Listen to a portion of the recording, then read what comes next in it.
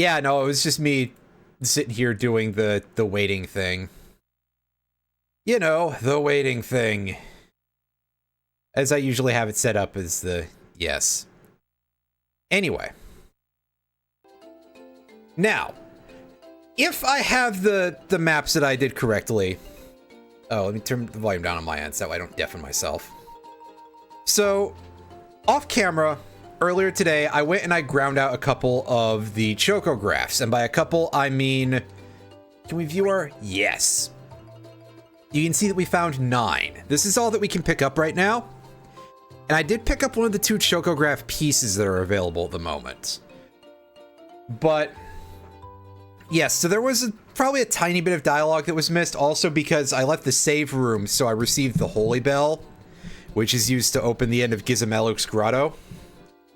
But, for now, there are 2 items that we can grab through chocographs. Let's see if we can't pick them both up. Oh, Chocobo Hot and Cold is great until you get to the very end of a session of Chocobo Hot and Cold, and you're like, oh, and you already started digging and you lose the item. So we got some boots out the deal. That's pretty good. All right, the other one that we have here that we can get at the moment is called Between Mountains. And that is gonna be around yonder. This, I think, gets us some robes or something. Okay, yeah, we're not between mountains enough here. Here we go. This is a little better. That's fine. Do what you feel like. I'm not here to enforce, like, oh, you've got to watch my... No. Oh, I look like someone's mom. Don't answer that. Anywho. We got ourselves some bird treasure here. Those are the only 2 we can actually grab the item from for the moment. And they provide us with a couple of niceties here. We got some Germanos boots. These give us a couple of stats here.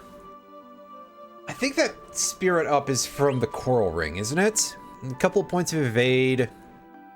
Gives us the ability to learn Alert, which I think is the, like, reduced chance of being ambushed thing. Zidane already has Flee. HP plus 10% is probably going to be on, like, one of our more defensively oriented. Yeah, like Freya can learn that, for example. Maybe also Steiner, but we'll see in a bit. Now, Vivi gets absolutely nothing from this cotton robe, which is a shame. But we have another one available for when it's time to give that to Garnet. You can't use the HP plus 10. Dang it! Oh well. Anyway. So, yeah, those are not essential. They're very nice. If you decide that you're gonna go and farm Chocobo Hot and Cold, there's one very specific thing I would suggest that you get, and it's this. The Healing Shore Chocograph is very important because it will later on allow you to access the Reef ability for your Chocobo, which will allow it to access a few more areas. I suppose saying that it lets it swim is a bit of a stretch, but it's not 100% wrong. It's just also not 100% right either. Anyway, we've got to go back to Gizamaluk's Grot. I'm trying to think of like another silly way to pronounce it that's still like, hey, yeah, getting all the letters, because I'm not exactly confident of the pronunciation. I haven't done any soft G's, I guess. So we could call it Gizamaluk's. Oh, I think we've already encountered the problem as to why we don't want to say that. Shit, that's a bit of an issue. Okay, yeah. So here's the slightly disguised. Aw, dang it.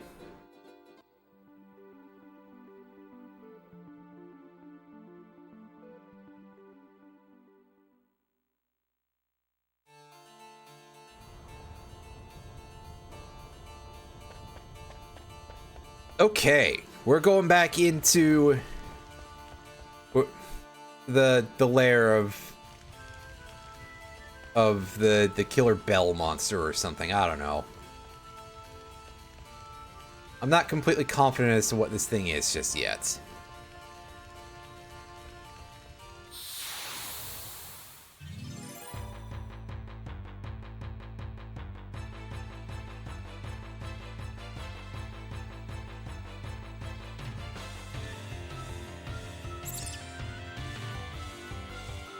All right, we got some bones, we got some other guys.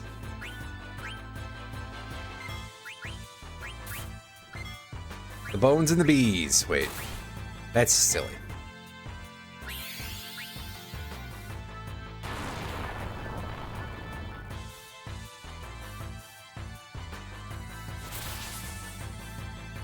Hack. Yeah, I definitely am, but you don't gotta rub it in, buddy.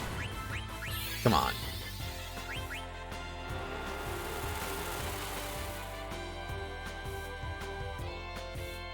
Oh, Vivi is pissed. Yeah, those things can berserk us, apparently. Well, to be fair, I think that if I heard wasp noises, I would probably fly into a rage, too. So, like, why not? I mean, wasps are pretty horrible. There's a lot of bugs out there that kind of suck, and then wasps are just like another level of garbage entirely.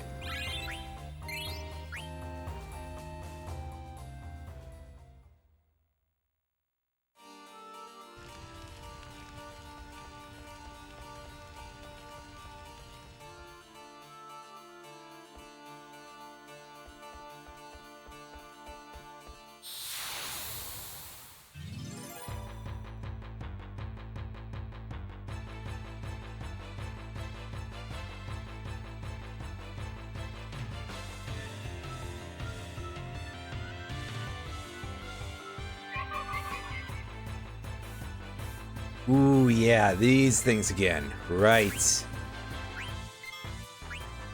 Weak to fire? Or fire? Weak to lightning, I believe, right?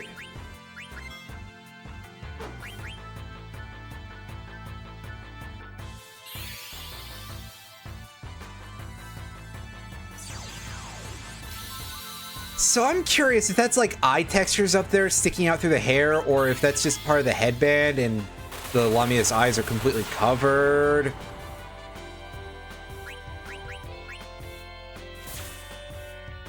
Definitely a very strange design on some levels. I'll say that for free.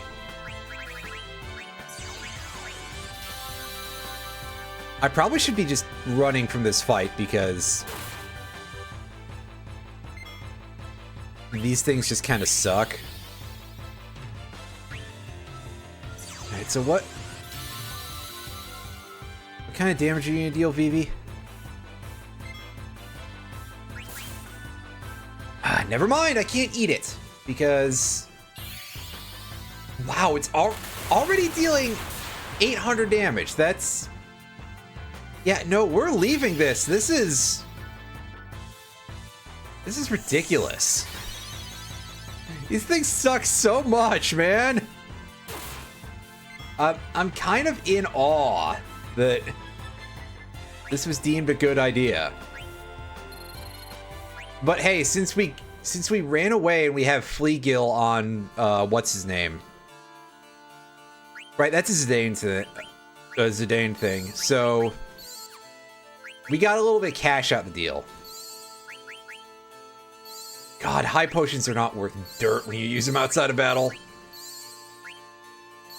I mean, 450 is quite good for this point in the game, but 300?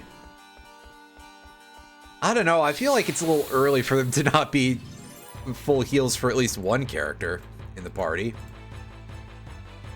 But also, as I feel like we've established before, this game is kind of rude. I'm gonna pause for a second and just pull the data back up on this and double check that they actually are weak to lightning. Okay, so it's insane or something. Yeah, okay, they are weak to lightning.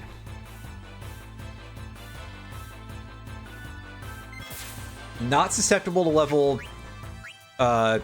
3 Deathless, unfortunately.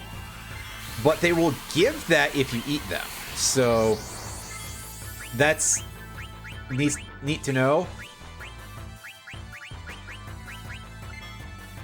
And Vivi's hat gets significantly pointier.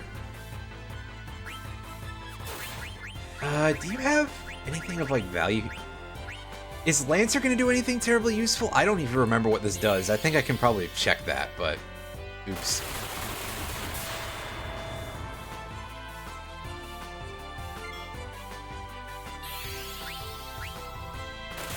I think we stole an ore from this thing, and that's it, but go for it again, champ.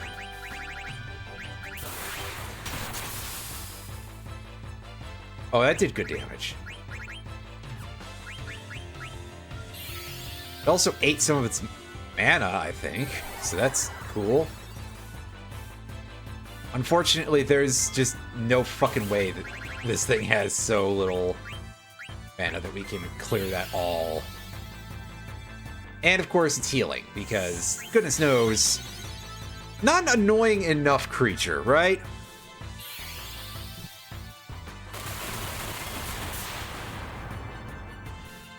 Granted, I suppose there's an argument to be made that I should have level ground some. But A, I am still streaming, so like, I feel like that would get real boring. And B, I've generally been of the opinion that I don't think level grinding should feel like a necessity for an RPG. It should be replaced by like a more strategically oriented challenge in cases like that. Oh hey, good job, Zidane. You actually managed to not be useless while you were spinning around like a goofball.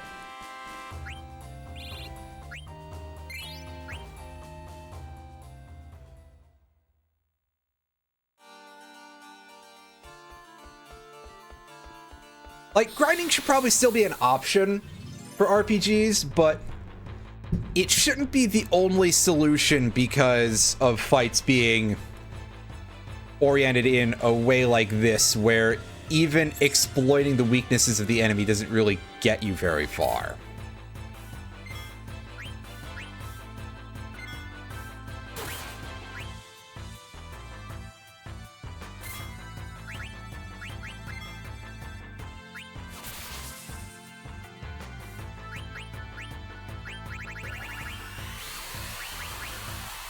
Oh, hey, cool, I can... maybe have a chance to show off the cook animation? And that'll be, like, it. In terms of anything interesting we can do with this. Because, yeah. As far as I'm aware, Queena's Overdrive doesn't, like... make their blue magic stronger or anything, which is kind of a pity. I feel like that would be an interesting use of the mechanical space. Yeah, see, it makes a different noise that's significantly nastier. Yes, it's true. I'm streaming and being a clown. It's true. Speaking of clowns, we'll probably see the two clowns at some point. Balatro D and Balatro Dome, or whatever their names are. I don't fucking know. Oh wait, no, it's Zorn and Thorn. I'm sorry, I shouldn't lie to you people. It's rude.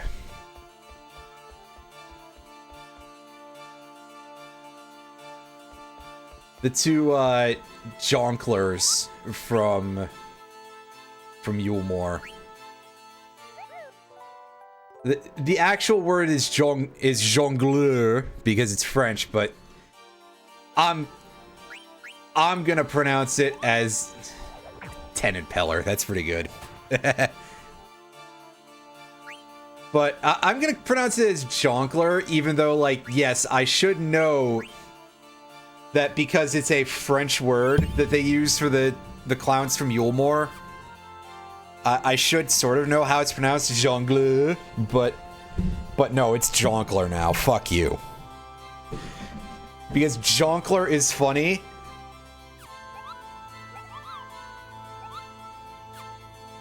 Anybody see that new Joker movie, by the way? I've heard that it's... I've heard extremely mixed things about it, but I think that's probably true of both Joker movies, actually. Anyway, we ring the bell, and for some reason, the bell in our hand explodes. I don't understand why this dungeon is this way. And, like, if somebody has to go through Gizamaluk's Grotto again... Like, what happens with this? Is this just a special thing, or do the Burmesians have, like, their own set of bells? Do they replenish every time you restart? Does one of them go, oh, I gotta go through Jizz Tunnel, let me rebuild all these bells real quick. I need to sit here and synthesize a bunch of glass bells.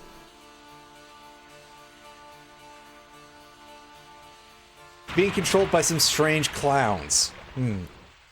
Yes, that's me and Epion, apparently are in possession of this creature.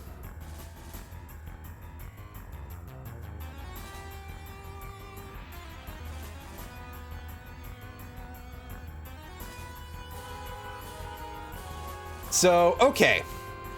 I have looked at one thing about this Chucklehead, which is that it is level 16. So, it's immune to level 3 Deathless, and that's all that I know about it. So, we're going into this the rest of the way. We're gonna watch Queena get their ass handed to them. We're gonna steal an elixir, that's nice. Pumpkinhead, that's gonna do, like, absolutely fuck no damage, but do it anyway. 225, that's probably a little better balanced than we get from doing things with this normally. Oh, did you silence me for casting magic? That's... Buddy, you're an asshole.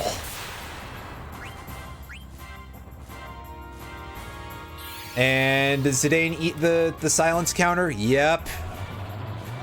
Or Zidane. Vivi, sorry. He muted me on the social medias. Oh no. Well, rip my reach or something. I don't know. Ooh, alright, so Vivi, I believe you're going to be on healing duty, champ.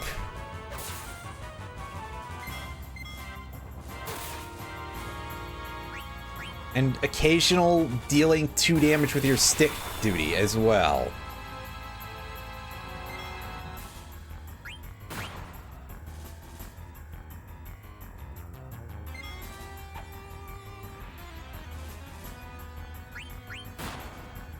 Actually, I'm gonna...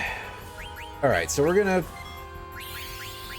gonna bop this guy real quick with Queena, and I'm thinking that what I want to do is I'm going to throw an echo screen at Queena.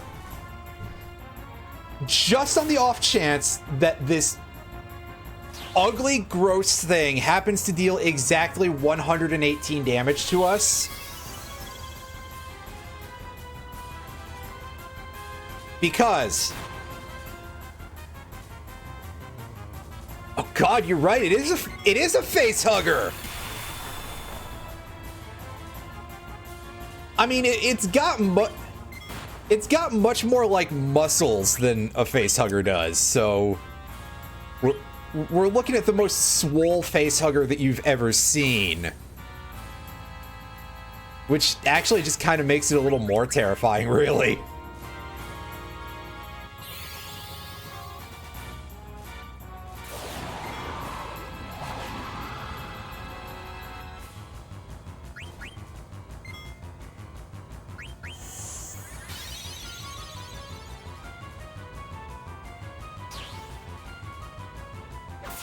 You would think I would remember that, hey, yeah, it's a face hugger because I very recently made a thing that had some stuff to do with Alien, so, like, ouch, that was painful.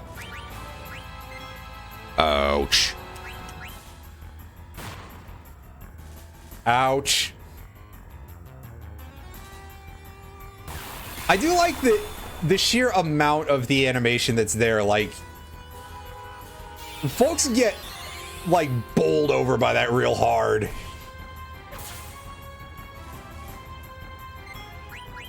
That's an attack that looks and feels strong. Jesus.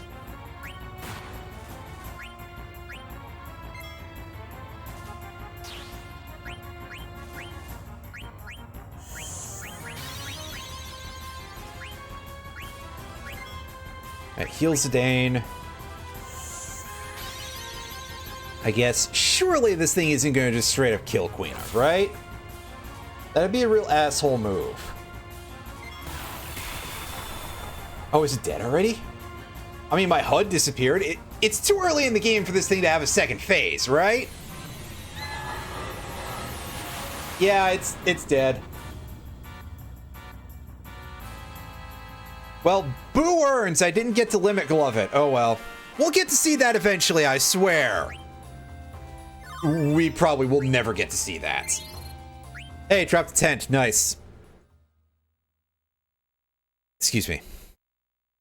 So, in this game, you can actually use tents against your enemies, and you'll inflict status effects on them. I mean, you'll full heal them, but you can blind them and poison them. And I think something else. I forget what. But, yes, it's a reasonably useful way to inflict a couple of handy status effects to certain enemies. It's great to just throw it at a boss fight at the very start, and it'll do some good work.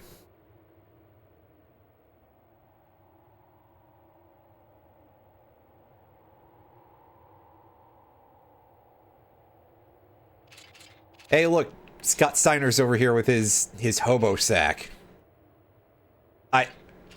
Wow, okay.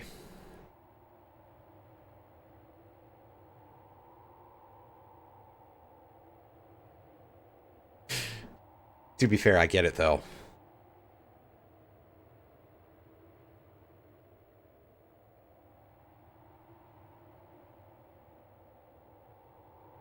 Alright, Steiner, how much, like, drugs do you have in this bag?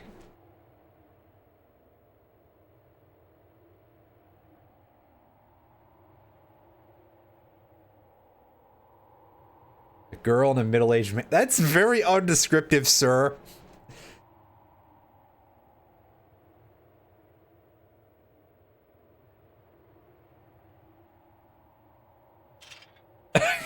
Steiner is trying really hard to not, like, punch this dude out. Oh, God. Are they poison?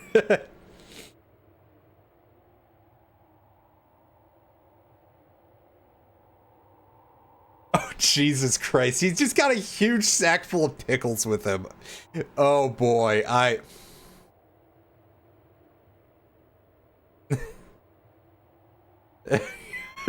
They're just so offended, like, just go! You and your disgusting pickles. Get the fuck out of here, Tin Man. Oh, you know what?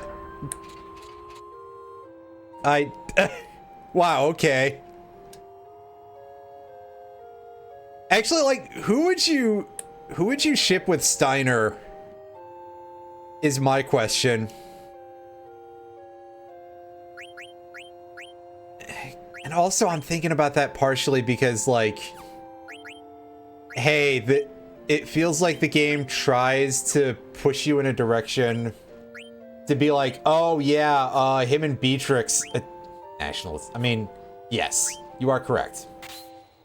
But, like, obviously, I'm not gonna ship. Obviously, I'm not going to put Steiner with the lesbian. But I bet somebody's gonna hear that and be like, really? offended that I'm like, oh yeah, the girl knight from the kingdom of like mostly women. And then you're saying, and I'll just be like, shut the fuck up, nerd. Anyway. So, yeah, funnily enough, we...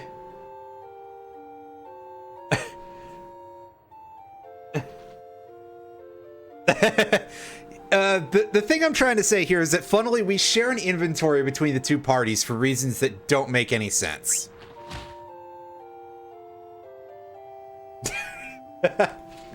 I love the fact that I can make Steiner consider just murdering some random person. What a champ.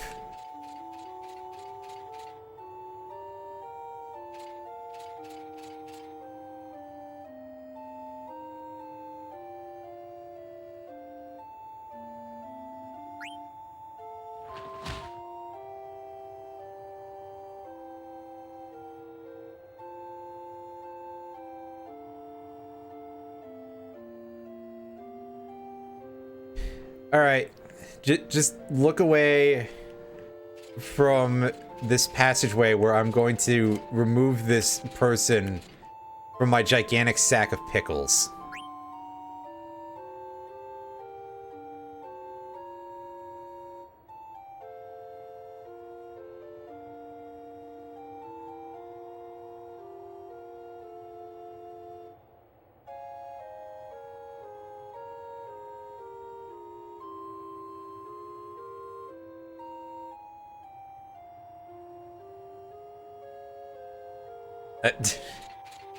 Steiner, I have a bad feeling about what you're... Uh-oh. The short guard came back with a clothespin for his nose.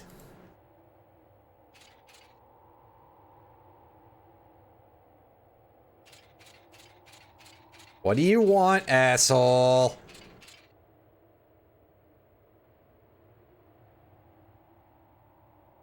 I've got to sneeze, dude. Oh.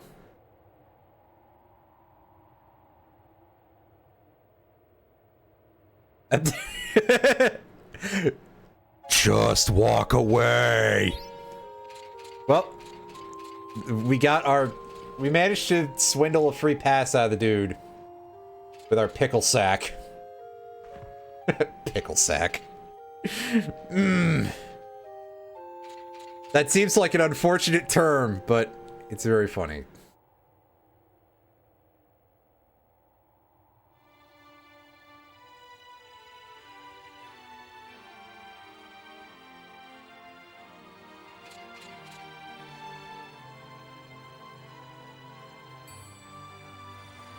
Oh God. Oh, Jesus. Garnet, oh, no. Oh, I missed the opportunity to have Steiner do something terrible.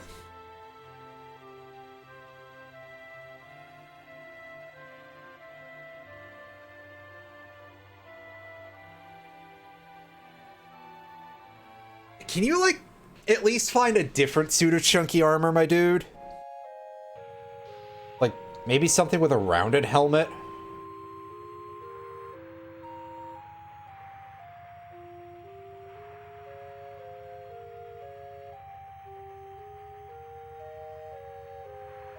That's right, Steiner. I managed to kidnap myself all by myself. Right, what do you got, fellow? Yeah, he's got the huge. I'm gonna grab another tent, and I'm gonna grab 10 Phoenix Sounds. That should keep us for a minute. I'll grab another couple of tents, actually. I probably don't need to be so frugal, but I'm just being careful, you know.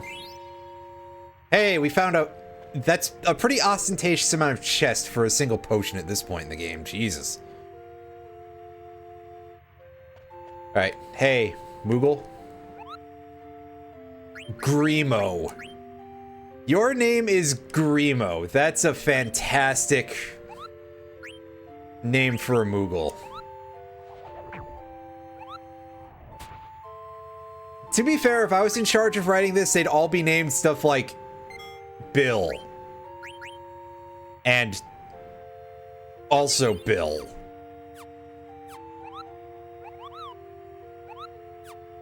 Oh, right, I forgot. Garnet, I've got a thing for you. It's really good. Oh, man.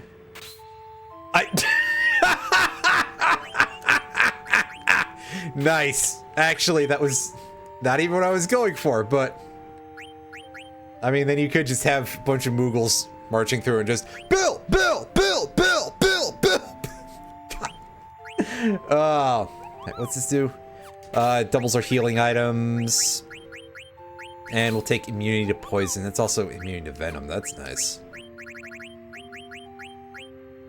Plus we can learn shell. That will likely come in handy. Oh man, look at all these powerful summons that we don't have enough mana for. Boy, I hope we don't lose them before we become able to cast them.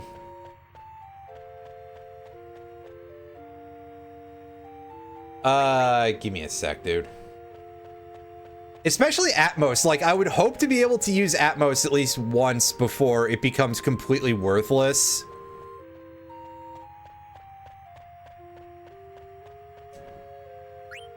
Because, as you all know by now, I'm quite sure, Atmos is the gravity element summon, and I'm pronouncing it in a way that's probably very odd to a lot of people. Atomos, Atomos, Atomos.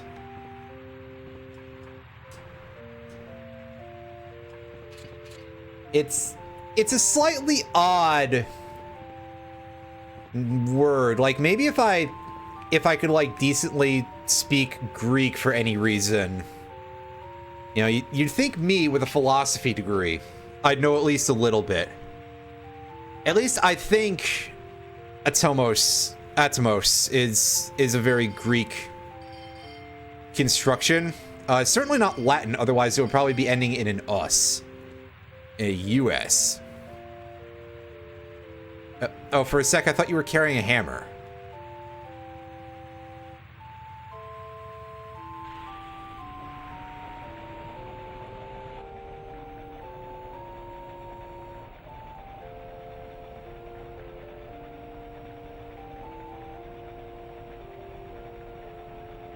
Yeah, I would have liked to have known about what the deal was in terms of that journey.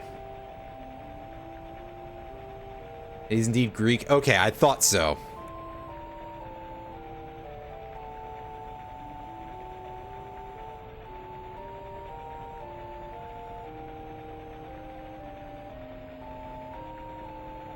What's the deal with this journey?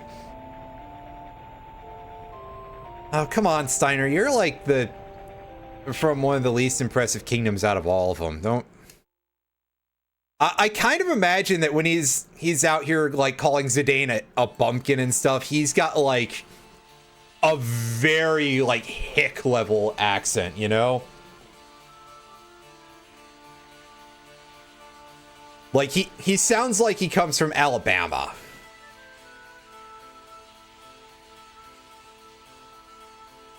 In my head, anyway.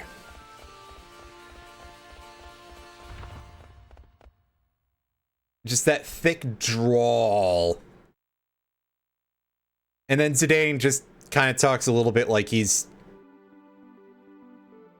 not quite Chicago, but definitely from, like, one of the big cities. I don't know why all these people in, like, a fantasy world have very American accents, but, in my head, probably because I'm an American. That would do it. Yeah, Midwestern. There you go. He's from Chicago. Alright, I wonder if these dudes have... well, they got big freaking axes, and they have, like, sort of an odd chunk shape to them. Which feels like a weird way to phrase it, but listen. Dale.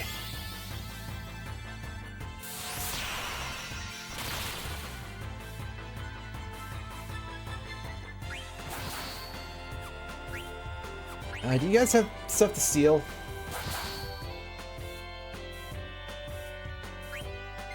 Nah.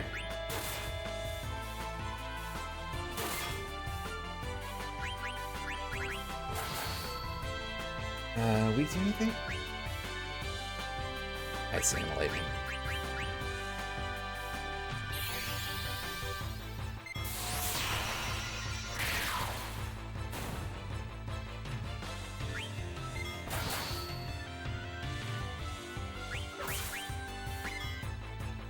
Yes, I do have the enemy stats things up again, just to make sure that I don't miss blue magic, dude. Like, it's so important. I'm telling you, we're gonna use all of the. We are not going to use like 90% of this horse shit. I shouldn't even front. Like, so much of this is never gonna get used, dude. Also, like, most enemies around here just have level 3 Deathless and Pumpkinhead. And I find that kind of funny. It's just like, hey, yeah, here's a move that you have to do things to figure out when you're allowed to use it in the first place.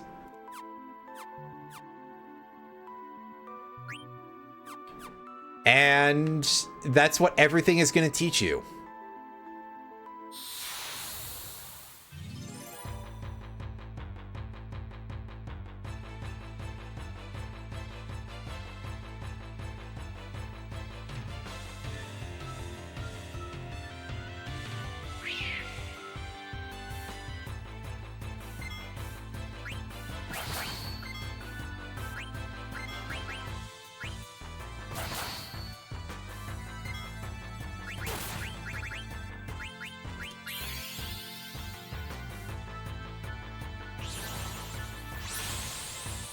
Oh, that's rude.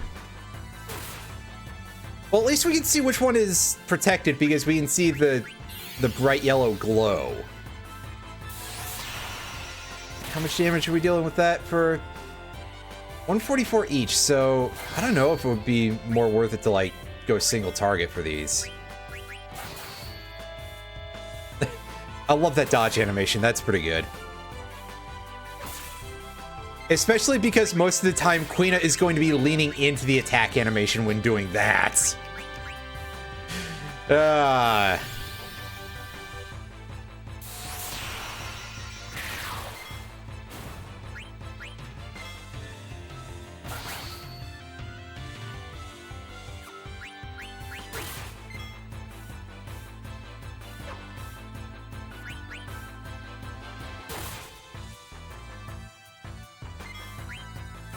11 damage. Good job, Quina.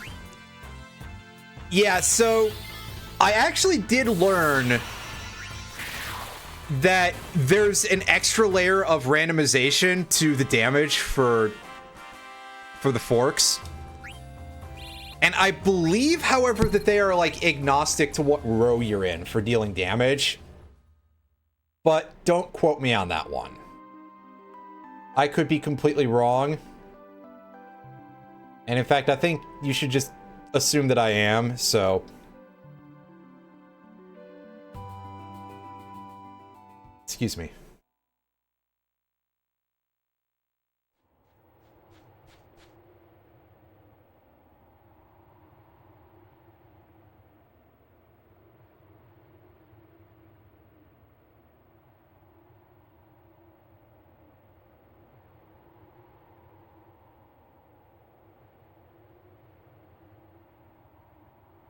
A bit of pronoun trouble there, Freya. Well,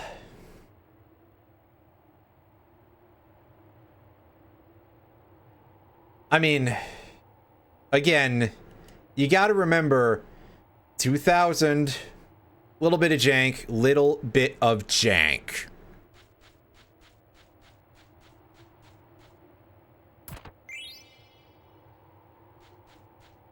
Take a 10. I'll take a high potion. Yeah, I knew about that. Sorry.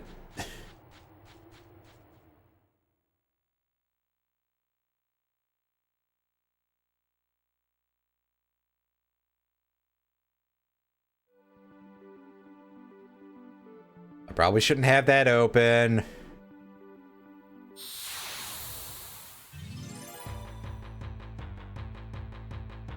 As a monster immediately shows up to punish me for having a guide thing open still.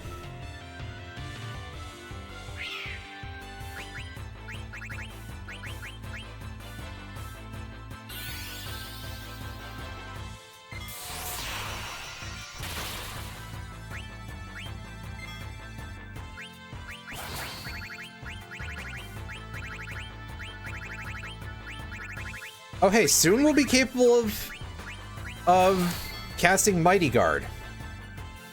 Once per battle. That's, to be honest with you, not super useful.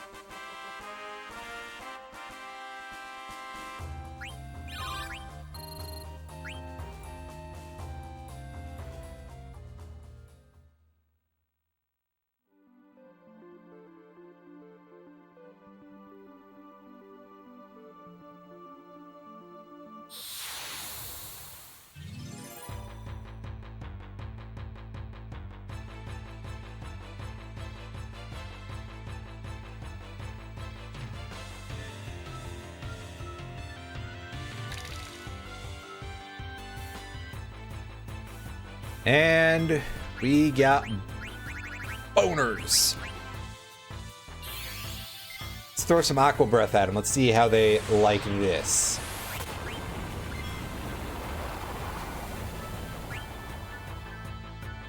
Oh, well.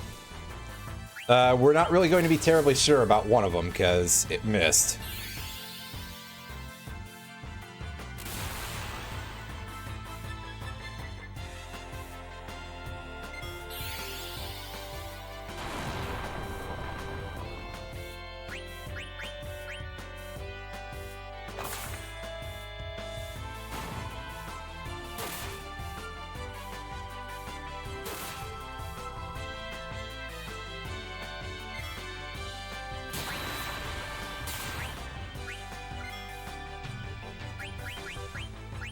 Let's throw Vivi a potion just because why not?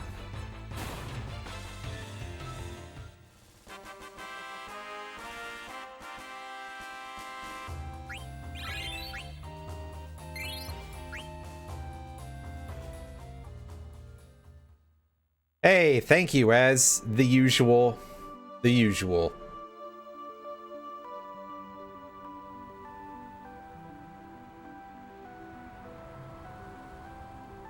Alright, so this is a place that we can't go to yet.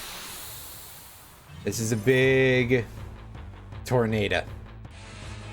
Oh, thank you for the 100 bits. All right, you caught me. I expected foul play, but I respect your talent. Oh, hey, the robot even got the pun. Amazing. Freya, come on!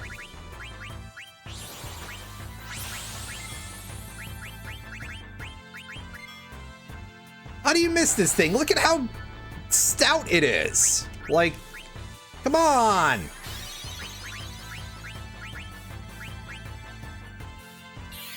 I'm not that upset.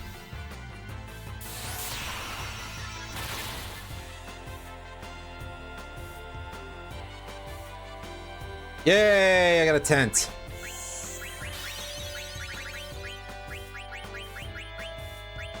Okay, so,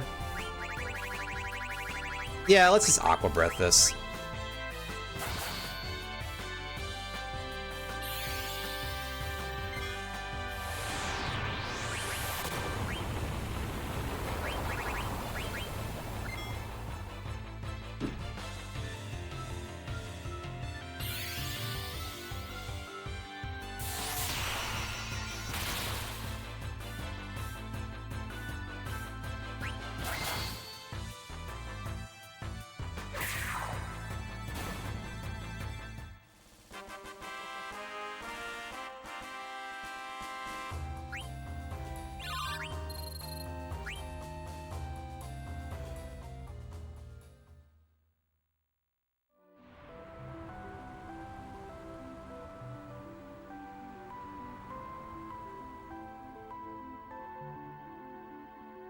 Alright, so... give me a second, Jesus.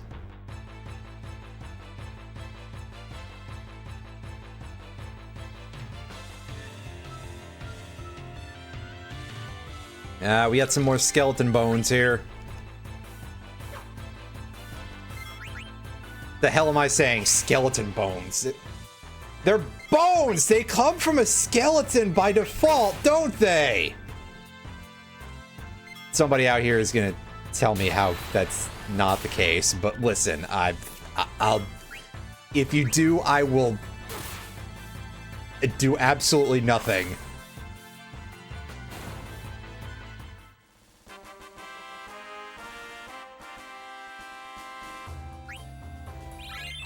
I don't know, I'll make some kind of funny noise. I don't need a reason to do that. I just do that by default whenever I open my goddamn craw. Speaking of my goddamn craw, somebody told me there was chocobo tracks out here.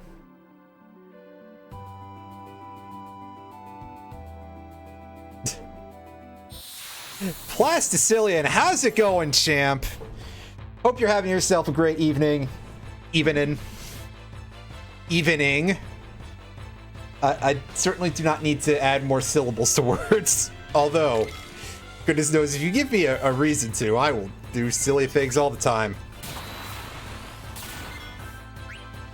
It's a very high-pitched noise that attack makes. And yeah, we're out here because we're going to...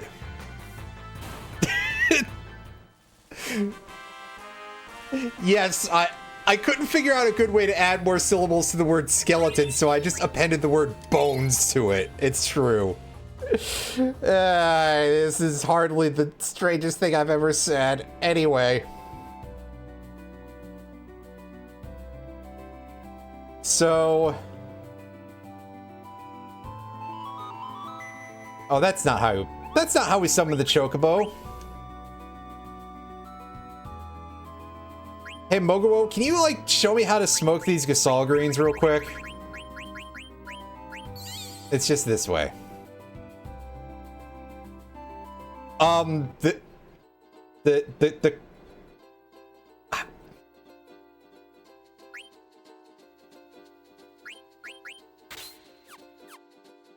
That's a good question, Mega Man.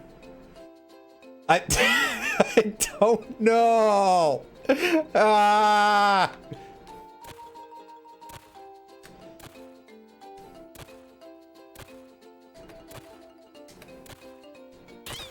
There we go. That's right, we found it. A box. Oh, geez. I was kidding about smoking the Gasol greens. Jesus Christ.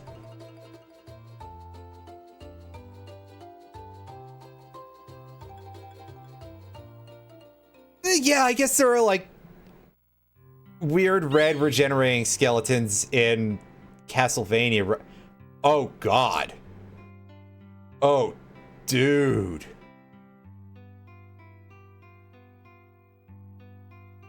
Whoa.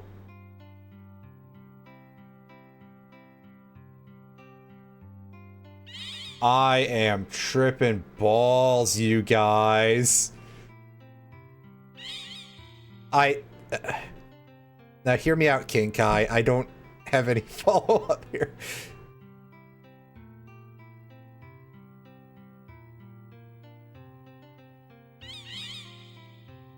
Well, unfortunately, Choco, it's gonna be a rough go because Chocobos love to make funny noises.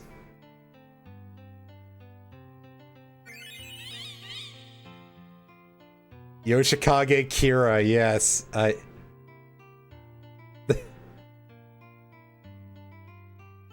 Wait, no, it was Rohan, pardon me. Kira? It was one of them, okay? I'm dumb. And so I think I told you this before. Okay, it was Kira, not Rohan. Okay. Yeah, pardon me. So I'm actually like a really, really bad JoJo's fan because I haven't read that much of the manga. Anywho, we got the ability to be light blue, and we can cross shallow water. Like, we can't go out this deep into sea because goodness knows that Shoko can't swim while carrying a monkey man on his back. So I'm not a good JoJo's fan. I haven't read the entire manga. I especially haven't read the Part 4 manga. I was anime only for Part 4. And I never finished the anime of Part 4. Not because I was like, oh, this is bad or anything. I thought it was quite good, although Part 4, notably, I think is the part of JoJo that I can think of that's had anything that actually, like, revolted me that badly. And that would be the one stand that was like that machine that shot the acid darts and like processed people into cubes of meat. And I think part of that is just because it looked so fucking gross in the anime, dude. Like, I don't even know that that's that weird in terms of JoJo gore. Like, it really is not. But also, just good Christ, it looked so awful. Like, ugh. It's kind of amazing what'll get you sometimes. Anyway, that wasn't why I quit watching. The reason why I quit watching is because it was around 2016, and I went into a massive fit of despair. Oh, yeah, I mean, that's pretty bad.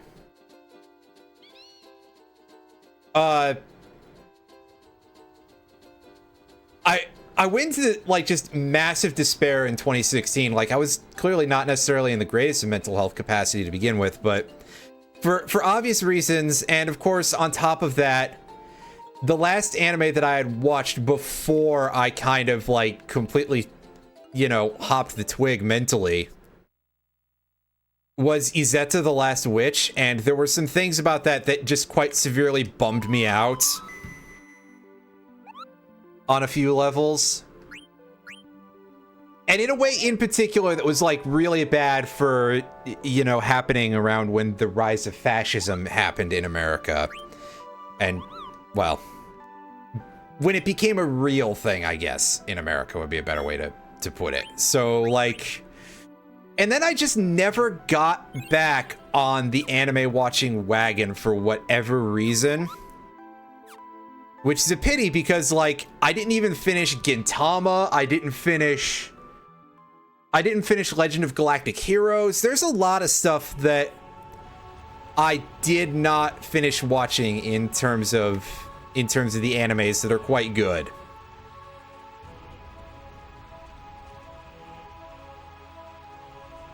I didn't watch Witch from Mercury either, even though a lot of people have been like, yeah, it's real good. And then, of course, because all the Gooners were upset about the two girl couple, you know, the two characters that, like, they don't even care about.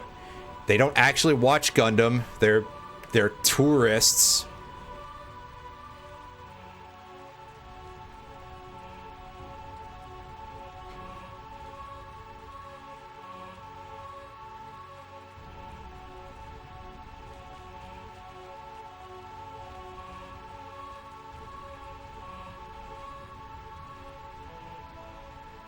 Anyway, you've probably heard that sort of discussion before.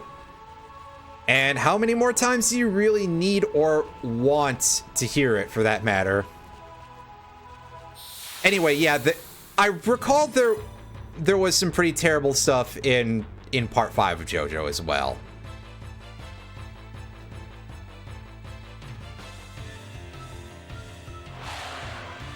Oh god, you jerk, why you gotta do this, champ? This Ironite. God, take your sweet time, why don't ya? Yeah, so these dudes I know have, like, 800 some HP. Don't remember the exact number. I'm not going to go look it up. They have a blue magic spell for us to get from them. It's not a good one for this part of the game, but it is still a blue magic spell, and that might hurt.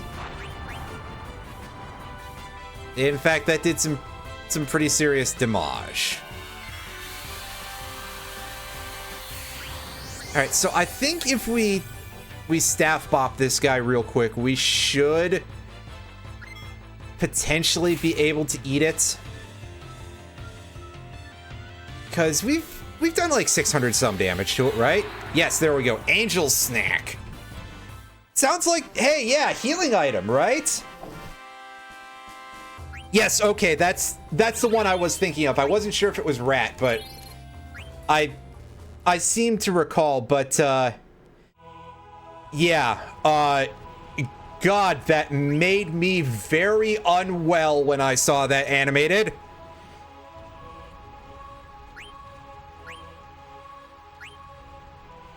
Anywho, I'm gonna go in here and I'm gonna find that and I'm gonna tag it, because, yeah. Use remedy on all party members. It sounds nice. Hey, yeah, as soon as your entire party, it spends items, dude. And we literally don't have remedies whatsoever.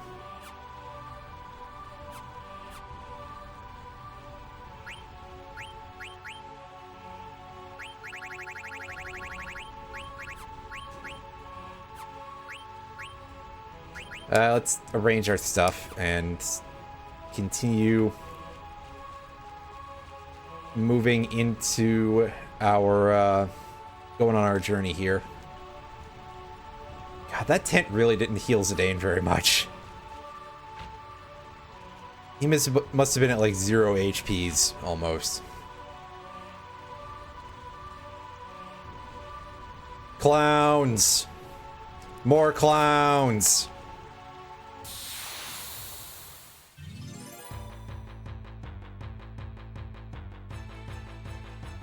No, what did I say? Did I say something about Quina turning that monster into something useless?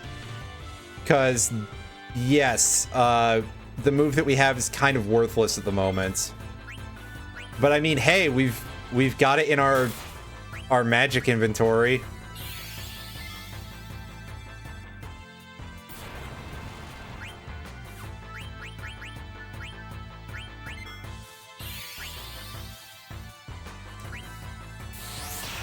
I like these guys' big red collars.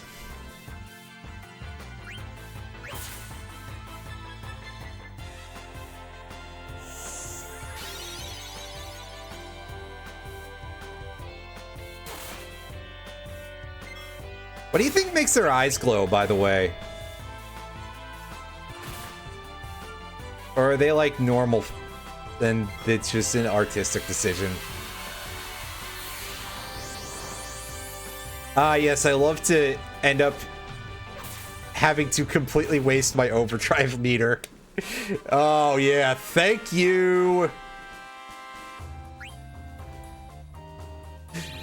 Thank you, Black Mage, for just cherry tapping me into full trance that gets wasted immediately afterwards. Can we fight the clowns? I feel like, yes, by the way, I do know that we fight the clowns later in the game, but I meant now. Ah, I've ruined it!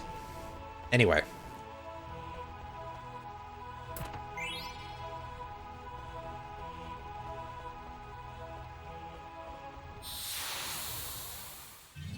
We got a soft. That'll be great when we can throw them at certain enemies.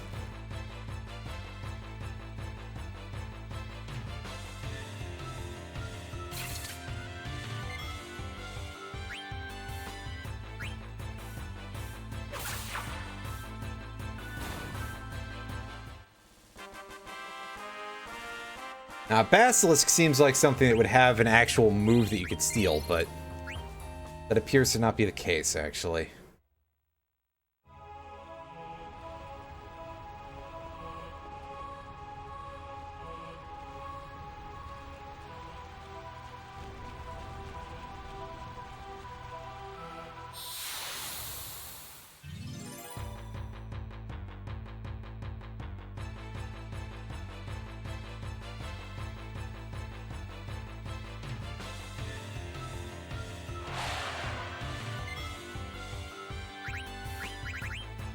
This thing's probably...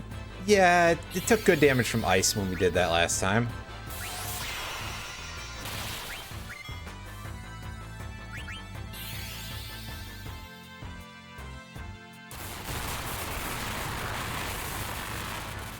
Ouch. That's quite a loud noise.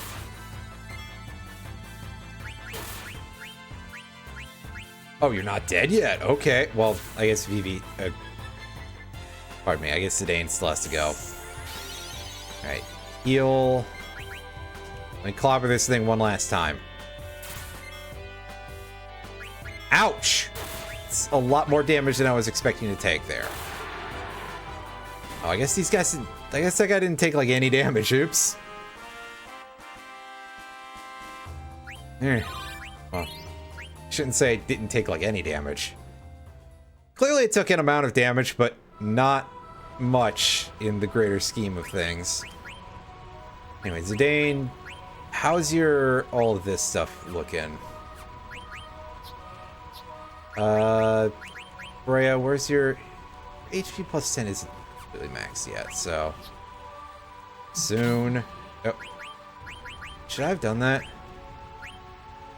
Okay, yeah, that's fine.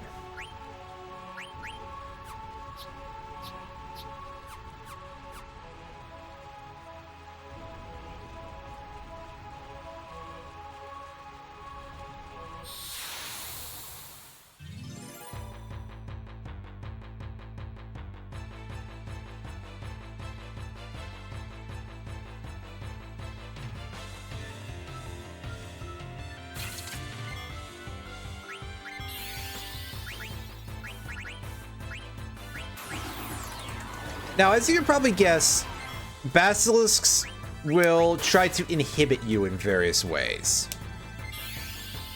They've got a petrification ability, but it's not all that. Especially because we didn't face them with anything that was more durable. Yeah, they have gradual petrify. But no need for us to worry about that right now because, well, they have, like, no HP.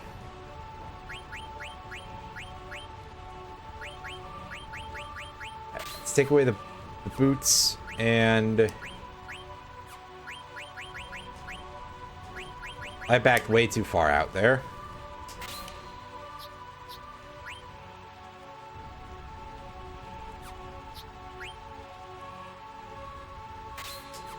Vivi could probably use the ability to not go to sleep very easily. That seems quite helpful, in fact. Oh no, it's a mimic. Oh.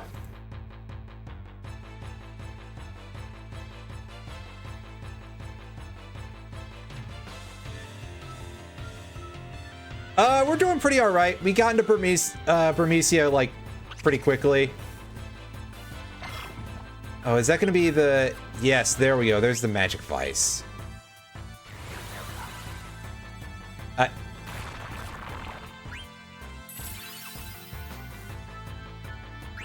Well, that was interesting.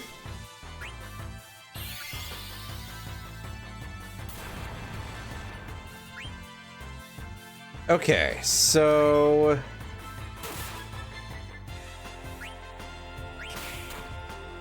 Oh, it's still an ether! Really?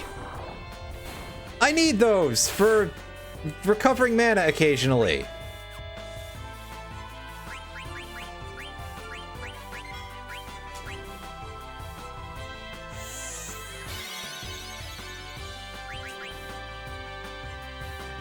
And I don't kill it.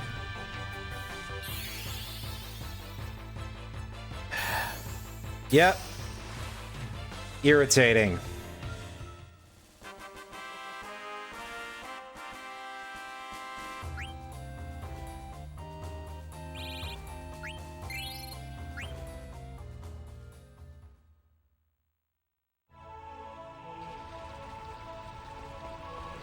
Yeah, so we want to try to eat the Magic Vice enemy if we're able to. Because it has Magic Hammer, which is a useful ability for, well, hammering magically. Oh god. Okay, so that's... Oh.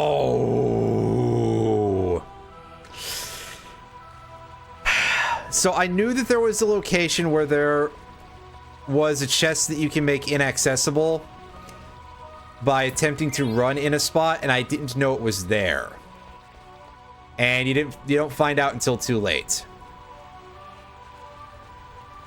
That's rude, game. You're rude. But I think we've kind of established that this game is kind of a jerk sometimes, so like, what do you want from me? However, we can still get to this mimic. Oh. Well, so here's what I'm hoping for is maybe he'll summon Magic Vice again and we'll be able to do a little bit better in dealing with it this time. Yeah, okay. So okay, that is primo damage. That's press eat now, and that's very funny that, well, at least this time it only stole a potion.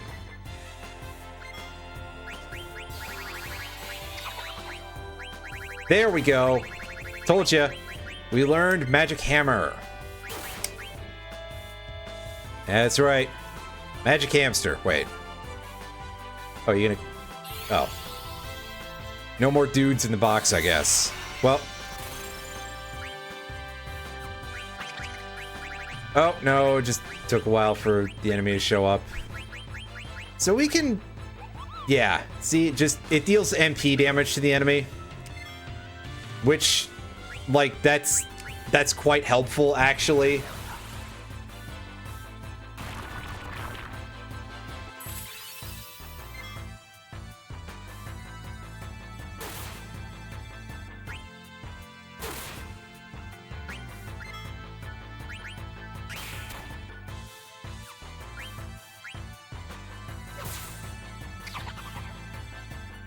Oh, it's a pretty good mimic design. I like what they're doing with this.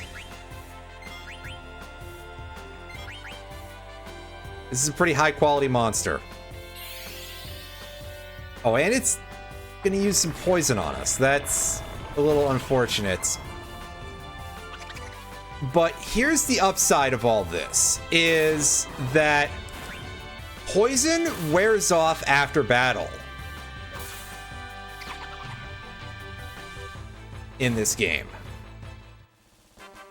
The one that sticks around is called Venom.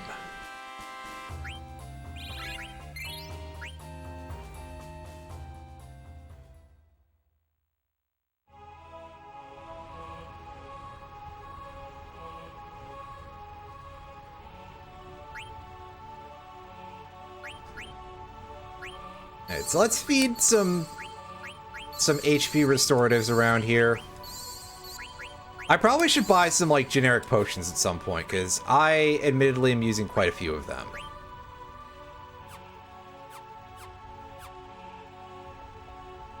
I don't know when the next... I don't know where the next Moogle room is, so... I am going to be a little bit judicious with our,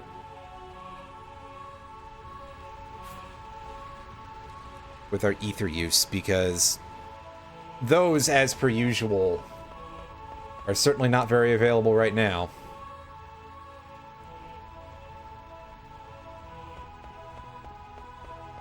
Oh, for a second I thought that was a clown.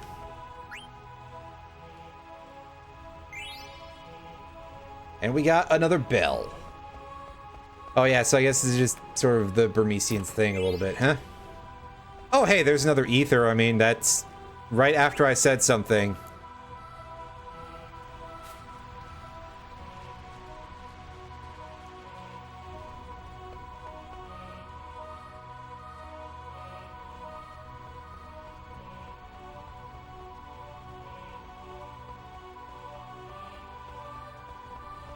Okay, we gotta go around the other way to get to the next thing over.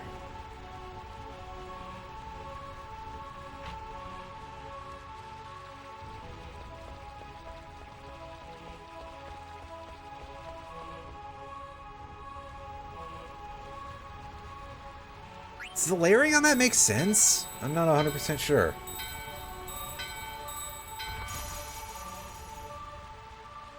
And yeah, there we go. Our bell blew up again.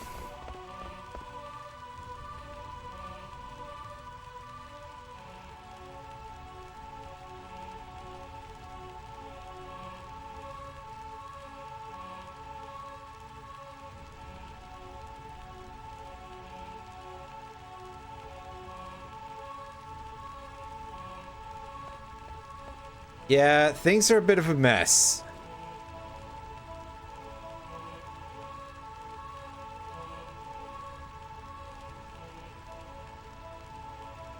But this is important for Vivi. Weena? Uh-oh, get out the way.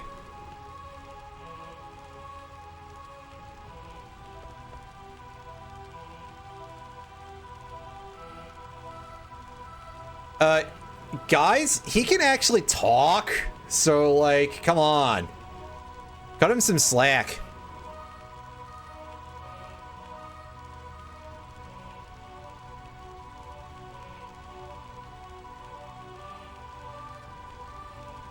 We're gonna go beat their asses, so...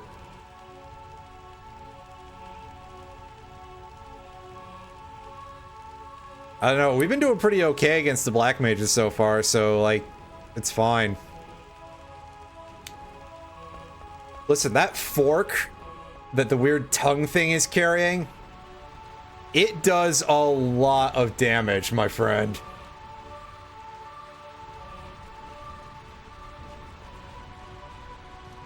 Don't worry. Well, alright. See ya possibly later in the stream.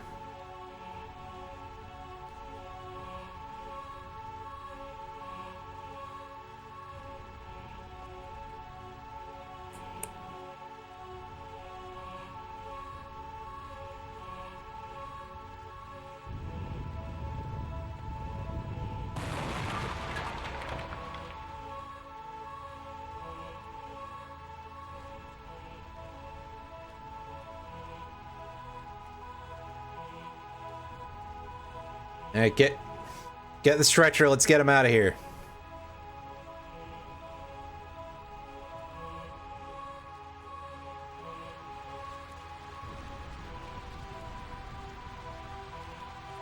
That fellow is completely dead.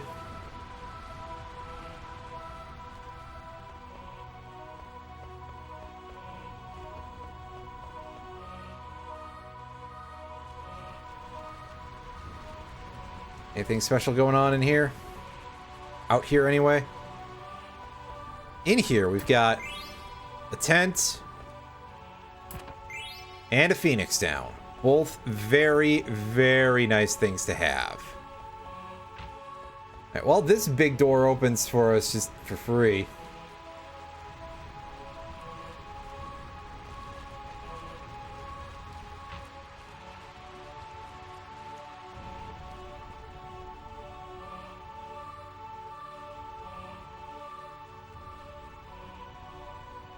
Yeah, searching the armory seems like a pretty good idea. I mean, we got plenty of stuff here still, it looks like.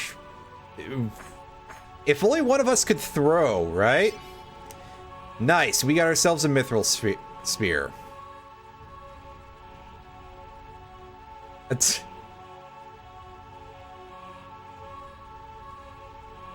Don't you worry about nothing, Vivi.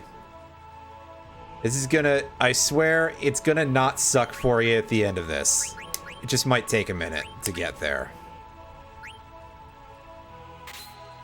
Ooh, we get a new move from that. Rises Wind. What is that? Cast regen on all party. Oh, that is an excellent bit of support move.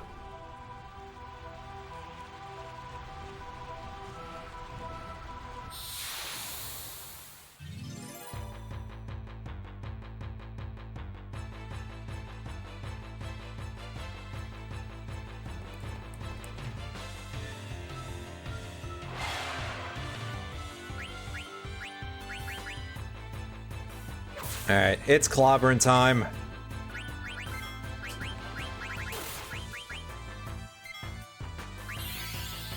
I just hope I'm not the one who ends up getting clobbered.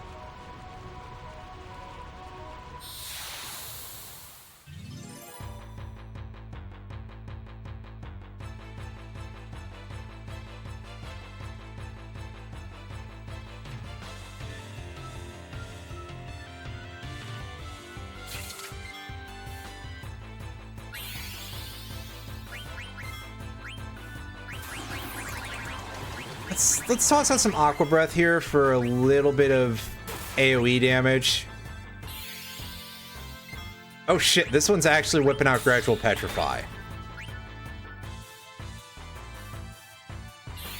So as you can see, we're on a clock when we get hit by Gradual Petrify, as you would expect. God, for some reason I seem to recall this like having a fairly elaborate animation in one game or another, but I can't place which one offhand.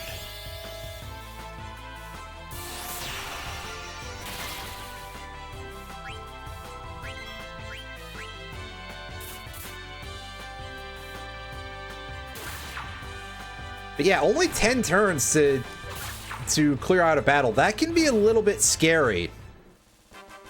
However, again, these guys are just made of paper, so like, thanks, I guess.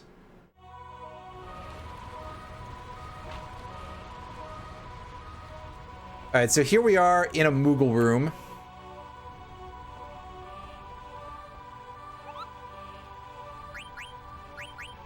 We got some stuff going on here. Let's pick up the letter. What's in the Mog Shop? What have you got for sale? You've got... Oh, you've got quite a lot of stuff, actually. And as you can see, that needle fork is expensive as fuck, and for good reason.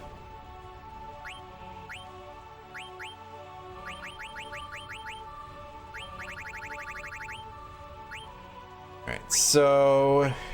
Is any of this stuff of real value? I mean, steepled hat might be nice for Zidane.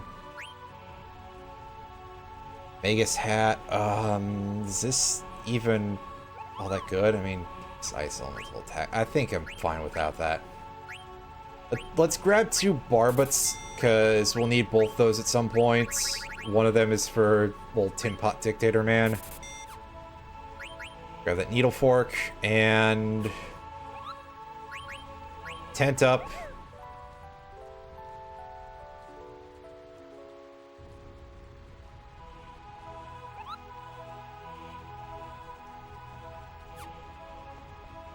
Now,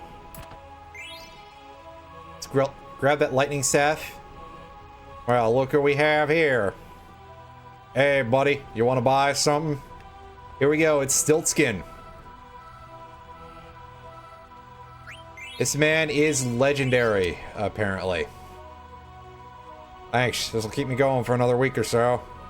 That's right. Give me your items that are of actually quite good value considering. Thank you, sir.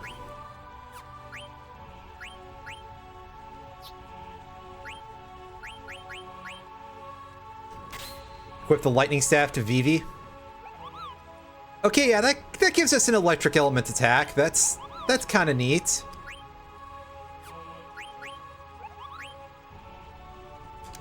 Equip that bar, but even though we don't need it. Do we have...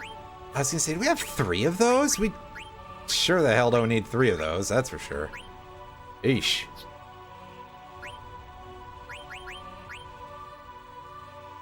Now, as you can see, the Needle Fork doesn't have different abilities. This is true of all of Queena's equipment. Because Queena can't learn moves through gear, all of their equipment, all of their unique weapons, pardon me, just have High Tide as their ability. And as you can see, it takes forever to learn. But that's fine in a case like this. Now we go over here, and do we have add status? Yes, we do. All right, now the Needle Fork is something that you can get much earlier in the game, and it's expensive as hell, and there's a good reason for that. Because its add status is Petrify. So you can get this by fighting the Zagnol and stealing it from it. Unfortunately, we didn't pull that off. But this is a great thing to have. This does a lot of work for us. Oh, yes. All right, let's save.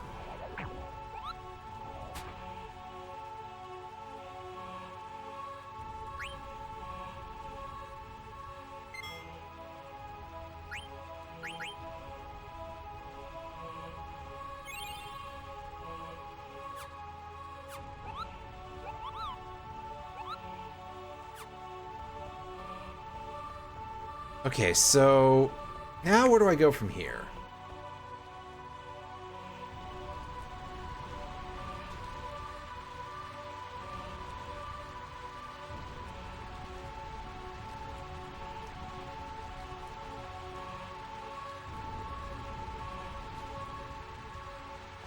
Okay, yeah, so let's just go up the middle. All right.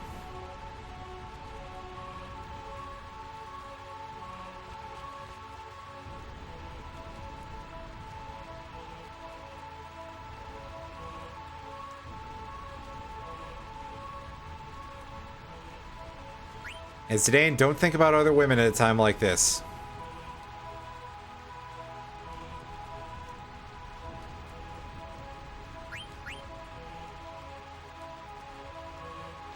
Hey, Vivi, let's go look at this funny looking rock. What? Oh. Excuse me.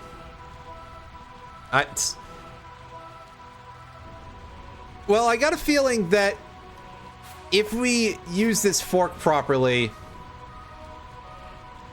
then we'll...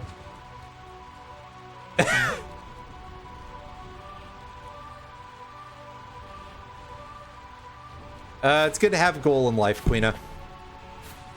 Basically, I'm thinking that with the use of this needle fork, there won't need to be a whole lot of asking, or perhaps the asking will get a little bit of the roughing up variety.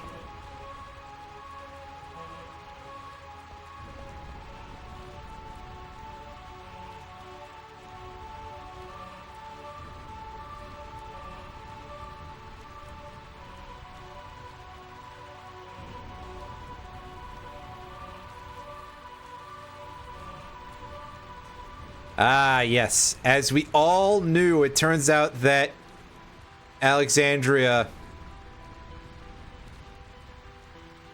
are the bad guys. Hippo and Edge... Admittedly, yeah, Beatrix is kind of like... If she had been a boy... She is carrying a big sword and has an eye patch. Like, if you'd handed that over to Tetsuya Nomura as a high concept and be like, oh yeah, this is gonna be the lead character, you would have just got Squall with an eye patch. Granted, part of this is also commentary on the fact that Tetsuya Nomura rips himself off all the time.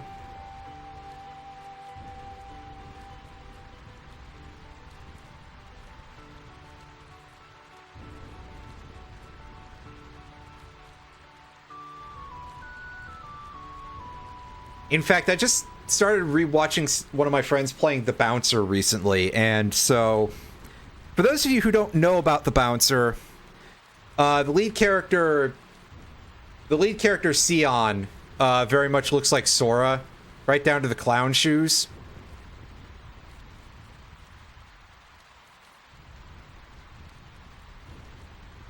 I also sort of had this realization that, like, The Bouncer very much reminds me of, like,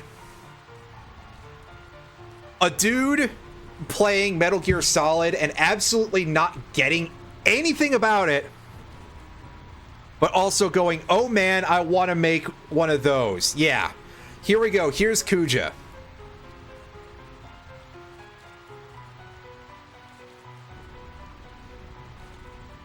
Kuja, the butt of many a joke by some parts of the internet. Definitely one of the more ridiculously dressed characters in this game. When we get to see his actual outfit. And yeah, bit of an edgelord on some level. You're not wrong about that. True final boss of the game? In the literal sense, no, but Necron is a very weird... Oh god, I spoiled it. Oh, sorry, you guys found out about Necron. Oh no. Just pretend that I'm talking about 40k lore or something.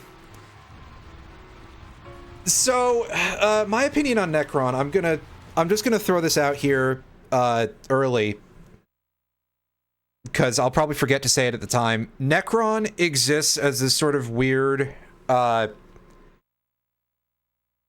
I think representation of the themes of 9. From a narrative stance, Necron doesn't really make sense. But as one of those just, like, fight the void because your story is anti-nihilist, Necron is also kind of like how FF4 had Zeromus and FF5 had Neo-Exdeath, and the other room has dogs that are losing their fucking minds. Except that, you know, Zeromus comes from another character. He comes from Zemus, who was, like... I forget the exact relation between him and Fusoya. Regardless, my FF4 knowledge has kind of fallen off a little bit, sadly. Even though I literally just watched somebody play it, like, a month ago.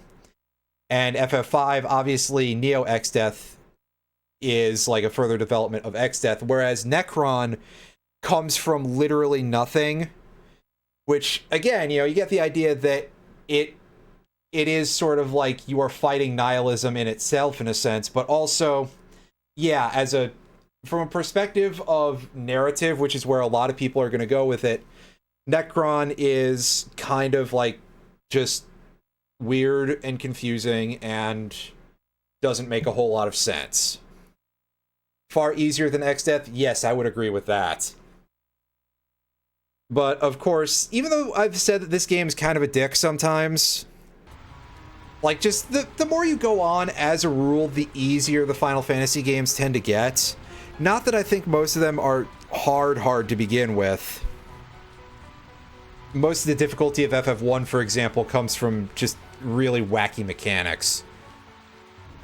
13, though, is the big exception. I have always found 13 to be... well, okay, so 13 mostly just has, like, a really shit difficulty curve, along with a lot of other problems. For example, I can never... FF13 has two speed levels that you can set for its battle, and neither of them feel right to me. So just playing it kind of, regardless of is it good, is it bad, it sucks to play. You know, sometimes a good game can just kind of suck to play. Like, I'm gonna be honest, I assume Steel Battalion is a little bit like that. Like, Steel Battalion seems fucking awesome, but you've also got that absolute monster of a controller. I feel like navigating that has to have a bit of a learning curve.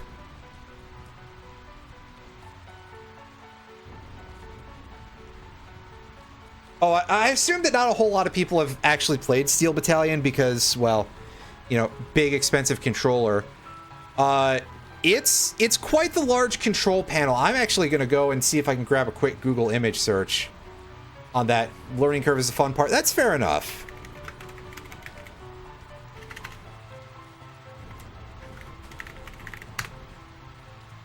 I freely admit that if I had, like, a huge amount of money, I think that picking up Steel Battalion would, and the controller would probably be, like, one of the big blank check fantasies for me. It's not like, you know, technically it's an amount of money a human being could afford. It's, yeah, the one that I saw on Google, like, it immediately fed me an eBay link that said it was like $330 or something, which to me is still kind of monstrous, but that's like humanly affordable in theory. Yeah, it ain't cheap. So that's why I'm saying that it's like, you know, if I say that it's like, hey, blank check fantasy, that probably makes some people think like, oh yeah, it's as much as a house or more than. For three-legged zombies. I mean, that's a technically a, yeah.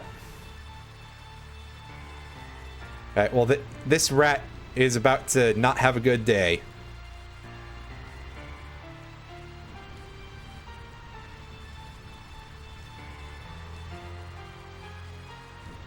It's fan-made BattleTech cockpits. I haven't seen those, as far as I'm aware, Fire Drake. By the way, I hope you're having a good evening and the usual. That sounds absolutely wild as a thing, though. Fan-made BattleTech cockpits. I mean, to be entirely fair, folks who are like fans of mecha stuff in general tend to be, they tend to absolutely just wild out for some of that stuff. Like, they will do some incredible things. Yes, intense is an actual word that I could use to describe it, but I instead chose not to do the ouch.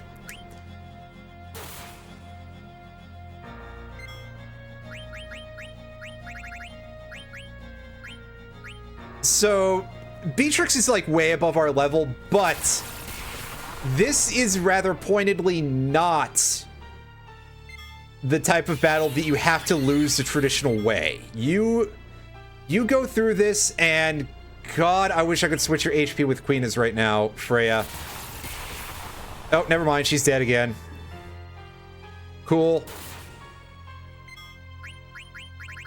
I guess we can try to just nuke with just 3. So Beatrix has some like good gear that you can steal from her, but I think I'm going to just go all in on just dealing damage and get this over with, because none of it is impossible to get as far as I'm aware.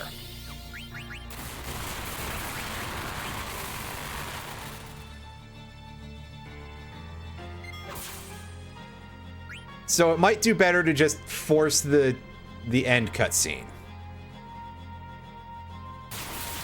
Yeah, after you do a certain amount of damage, she just knocks everybody's HP to 1. Where was that earlier? I could really have used the ability to limit glove here. Finish the Knuckles series. Well, neat that it's, like, not bad. It's nice to see Sonic media that's being made by people other than Christian Whitehead that's good, you know?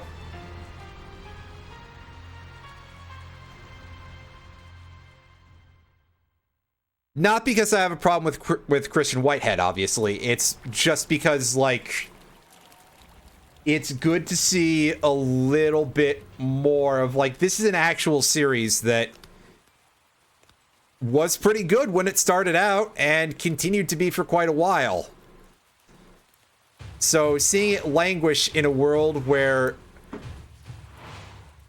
its most notable things are like Sonic Boom and that didn't feel good, right?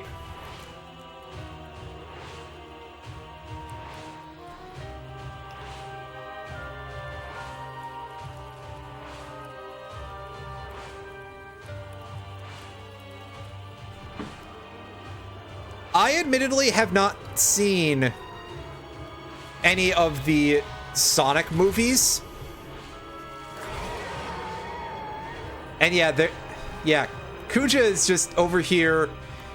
I almost feel bad saying it, but I'm going to play a card on this one and just say that Kuja is more feminine than any of the girls who ever end up in our party.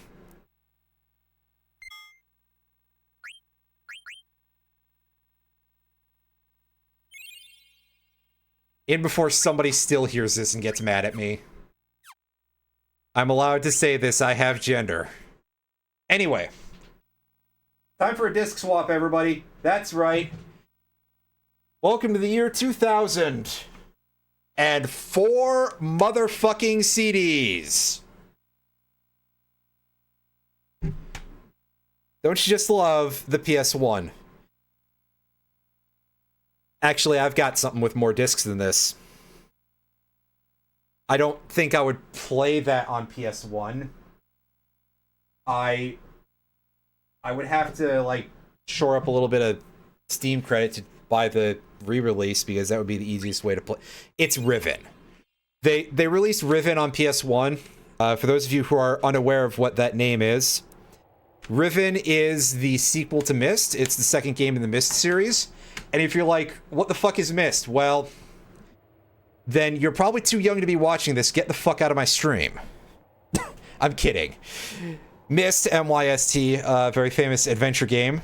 Generally credited to be one of the main reasons why PCs started to come with CD drives standard, because a lot of people actually wanted to play it, because back in the day, the visual effects were considered pretty impressive for 1993. Riven was available, again, 5 CD PS1 game, the only one that I'm aware of. And I do have a copy of it somewhere.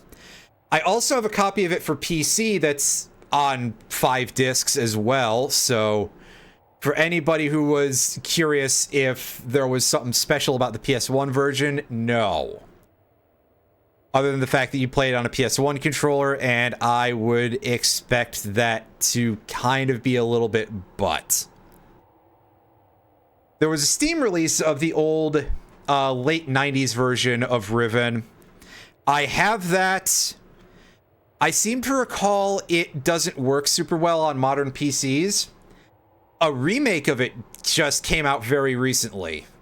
But right now, even on sale, it's like $30 on Steam. And listen, I just bought the low polygon furry game. I can't afford that anymore. Because I also bought the Myst remake, too, because, listen, I actually do kind of need that for an upcoming project that I want to do next year.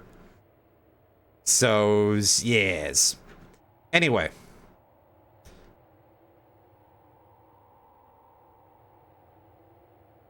An army of soldiers wearing pointy hats? Oh, dude, they're just trying to make you guys look bad.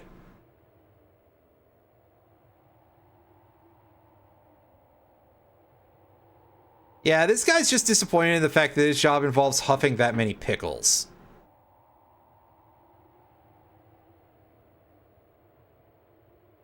You hear pointy hats, you think of something very specific.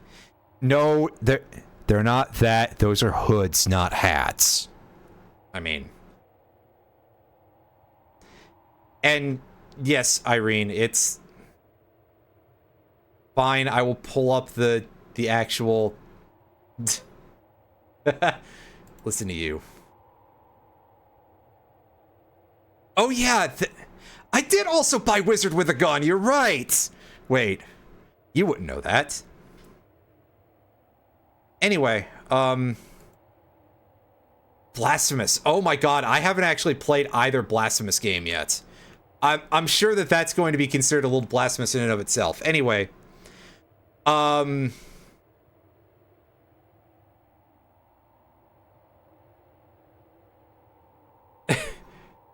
just Irvine Kineas. Yeah, I guess that is true.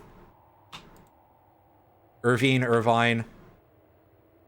I'll pronounce it both ways and I'll switch back and forth and have it be a problem. Be played with the Spanish dub. Oh, that sounds beautiful. Anyway, Irene, it's this.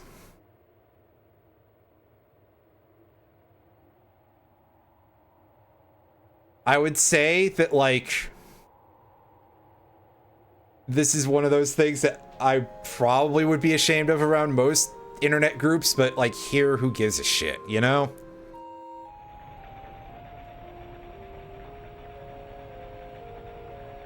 Ah, I see.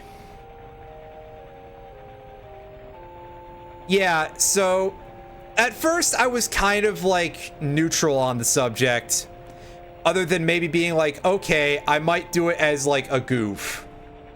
But then somebody said, oh, hey, it's like Phantasy Star Online. And I'm like, well, fuck, now I've got to. And I had enough Steam credit from selling off a couple of items from my Dota 2 inventory, because I don't know that I'm going to ever, like, play that again. And also, I have a lot of extras just in general anyway, even if I do.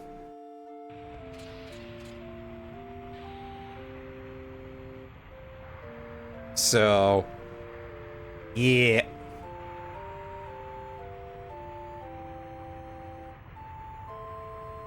Yeah, it does have a butt slider. I haven't actually started it yet. So, I mean, I probably will eventually, but...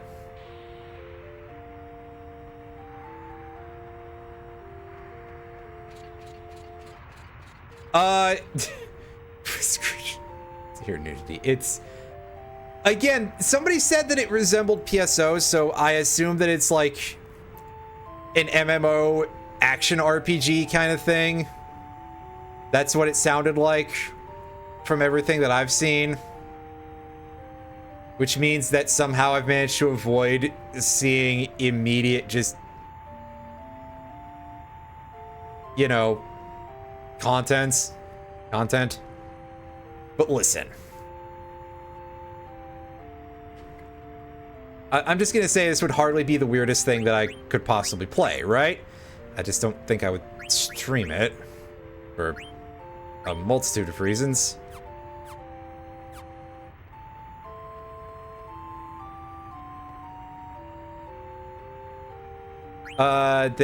They involve cables and cars. Can you tell me what the deal is?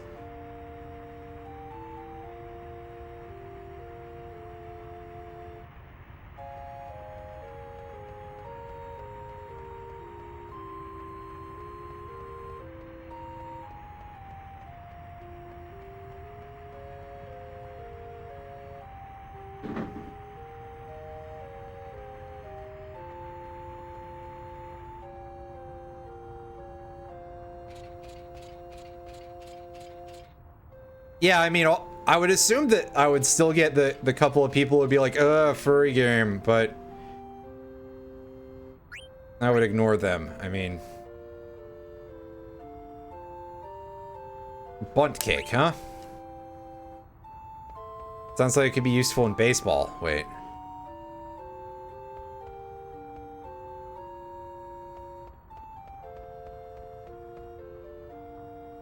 Hey, do any of you have a shop going here? You sure do. Oh, we've got 2 different weapons for Garnet, huh? Hmm. Silver gloves, mithril. I need to see if Steiner needs like any of this crapola.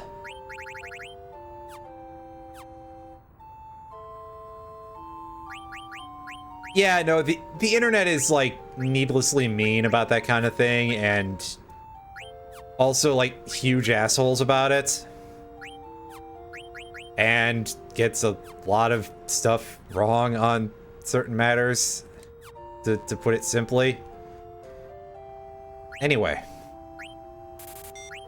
let's buy these, and yeah, we got a silver gloves in there, so we can grab mithril gloves. I forgot that it shows you stocked and equipped in your thingy down there. And by down there, I mean over on the right-hand side of the screen. I don't know what directions are.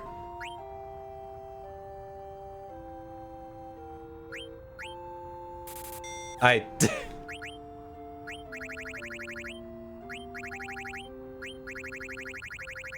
mean, that's probably true.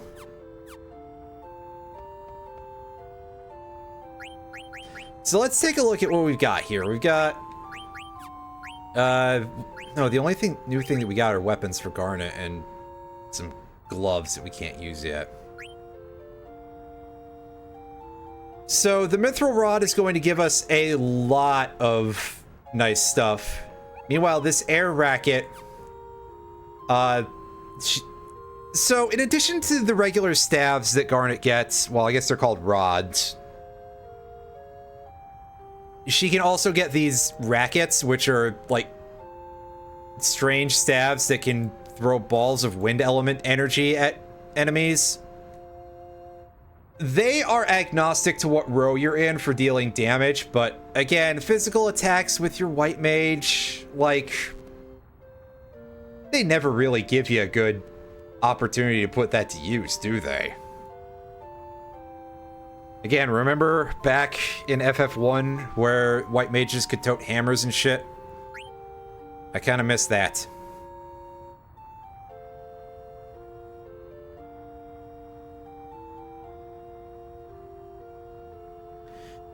But yes, for now we're just going to equip the mithril rod.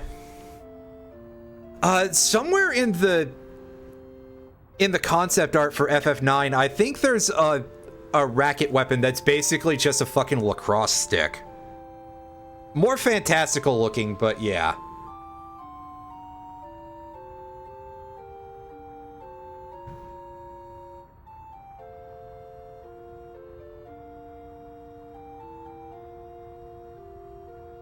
Ow.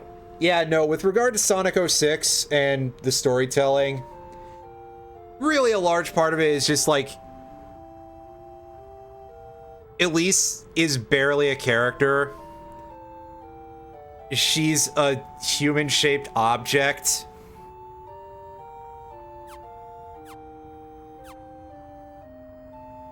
Like, the entire storytelling there is very not great to her.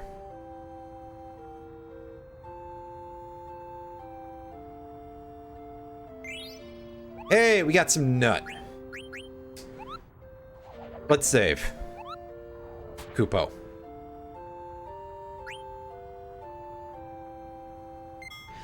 Because, like, other than all the other parts about Elise and the fact that, oh, she gets kidnapped like 800 gajillion times, and her not entirely being the most understanding of certain things, I also just think about the fact that literally she's like the apocalypse seal, and her dad was like, okay, well, you're not allowed to cry ever, otherwise you will end all of reality because you'll resummon the angry god.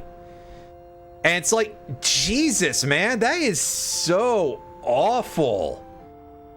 Like, god damn, they really showed at that point the writing on that game. Like, I feel a little bit silly coming out here throwing out heavyweight words by being like, oh yeah, Sonic 06 is misogynistic, but oh jeez.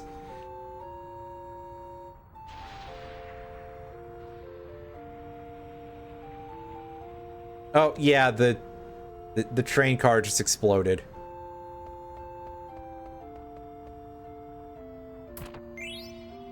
Yay, we got a Phoenix sound. Hooray! That's good because we used like one of those in the last boss fight.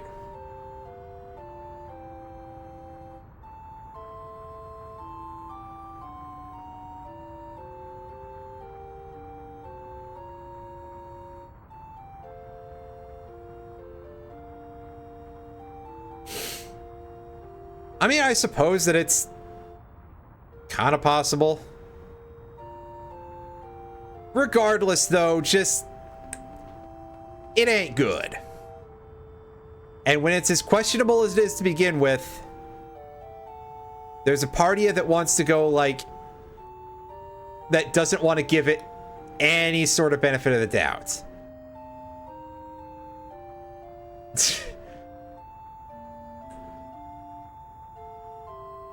Oh, yeah, you're one bad actor. I mean, Steiner doesn't deserve any respect, to be fair, so...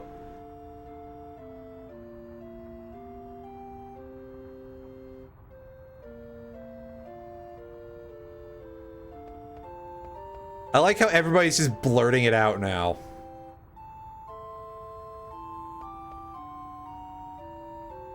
I feel like just ignoring Steiner some more, making him feel bad.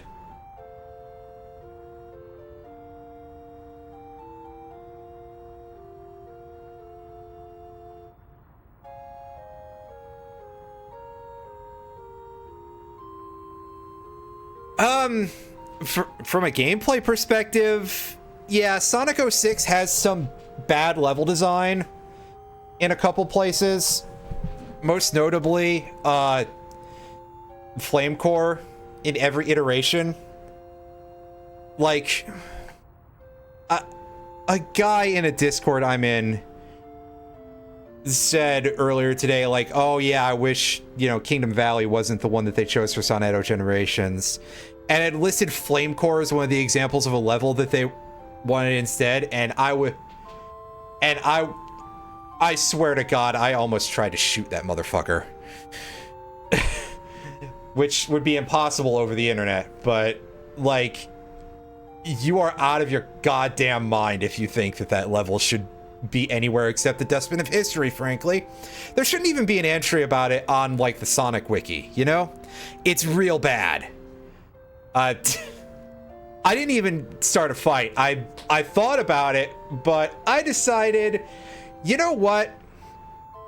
I don't care that much.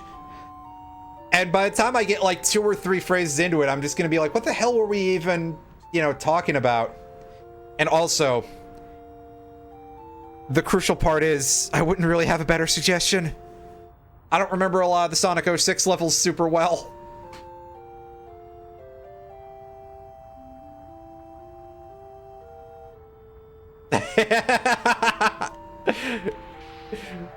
Oh, Steiner's getting his absolute, like, everything kicked in. But, jank physics definitely comes into play a very large amount for making Sonic 06 a very messy experience.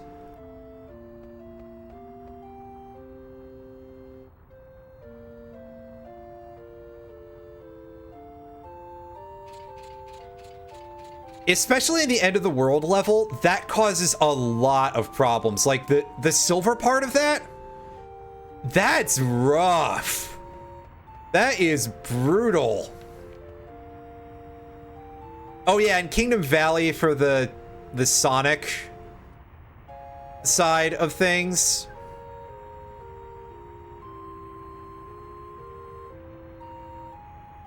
That one was quite problematic. That kind of broke me pretty severely. The speed sections for oh my god, I'm unlocking some pretty bad memories here of some rough shit, but yeah, the super speed gimmick that they had for Sonic's story in that was very, very bad to play.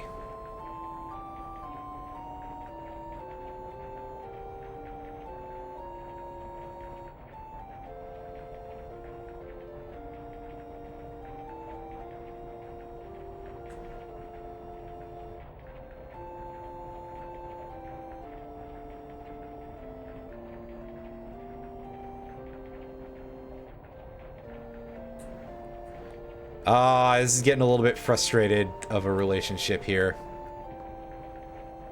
Garnet, you're probably going to have to be a little bit more upfront about the fact that you're trying to engage in a diplomatic mission here.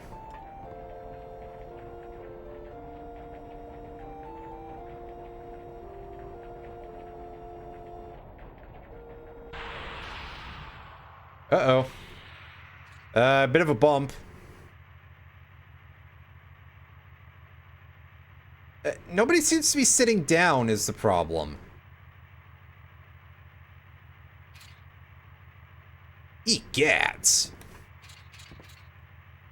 Don't tell me it's Black Waltz number 3 come back again.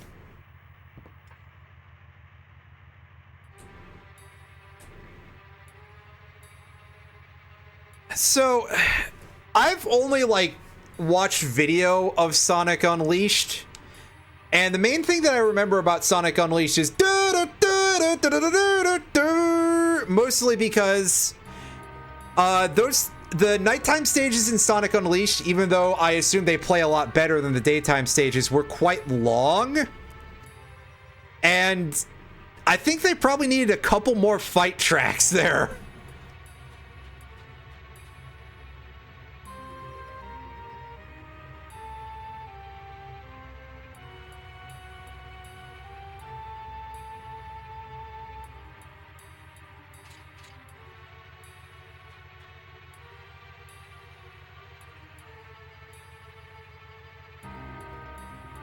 I think its speech chip is broken.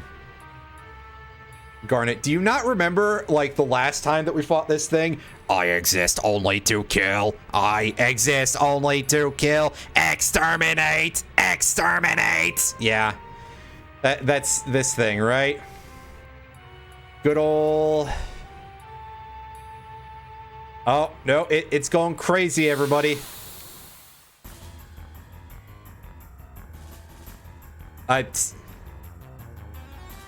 Yes, that is a joke, but when you put it like that, Tav, I am going to absolutely just, like, I'm upset now.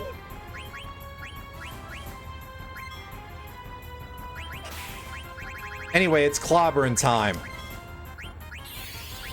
We got a thief in our party, at least, so there's something.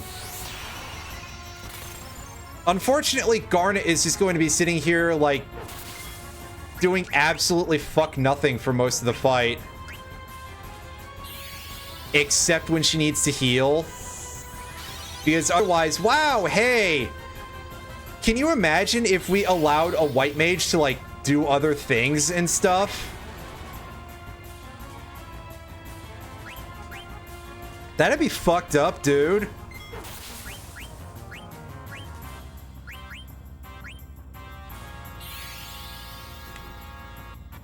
Marcus, much like the other guest party members, does not have a trance mode, so he is stuck just being a generic beat stick. And oh boy, he's throwing out the AoE black magics there. Oh no, he's trying to farm his Umbral Hearts or something. I actually don't remember black mage mechanics in FF14 whatsoever.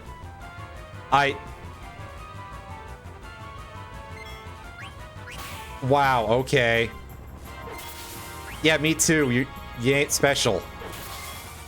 Although clearly I probably should be like less. Is it?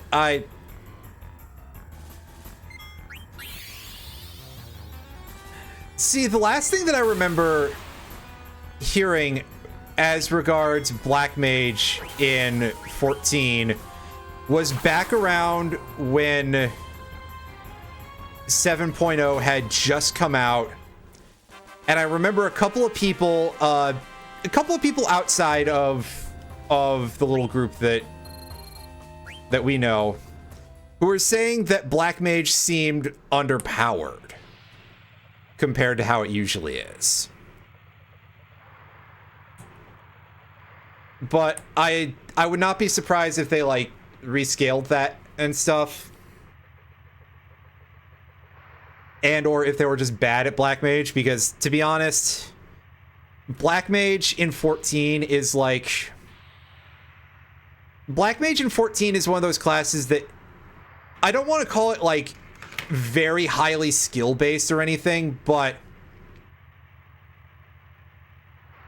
the ceiling can get pretty damn high on that sort of thing, but like if you suck, then oh boy. But also, by comparison, Black Mage is hardly what anyone would call a utility class, right?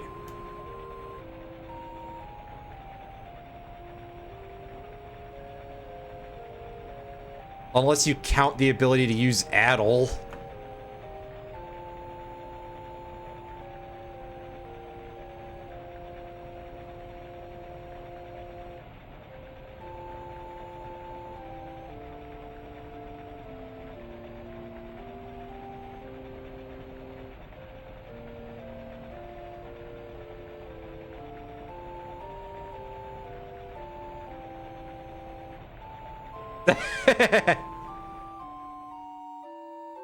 It's true. Even when the fundamentals change, people stay shockingly the same. You know?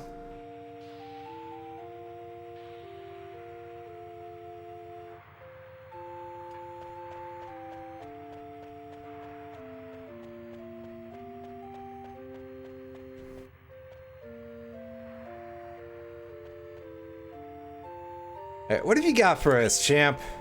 The same items as usual, I see. Well, I appreciate it anyway. I'm glad that there's an item shop here.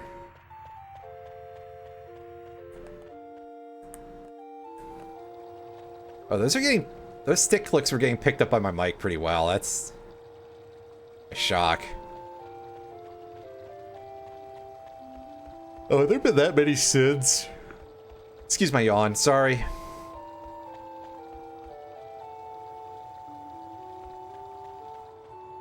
Let's head off to Trino. Oh. Oh. Oh no, she can hop the bridge. Alright. That's right, she's not Vivi.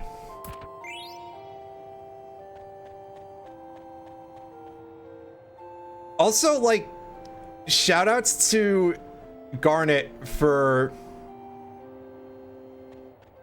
being...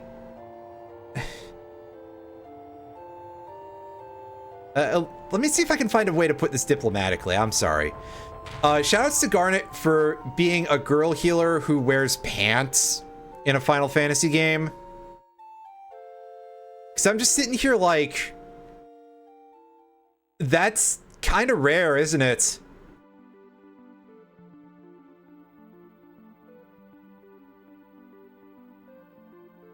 Like, okay, yeah, her upper body is very much like the sort of thing that you would expect, but she's wearing pants.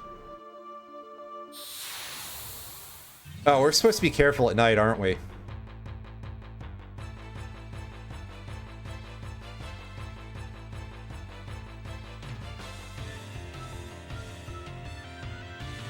Yes, but just the fact that it's pants in general is...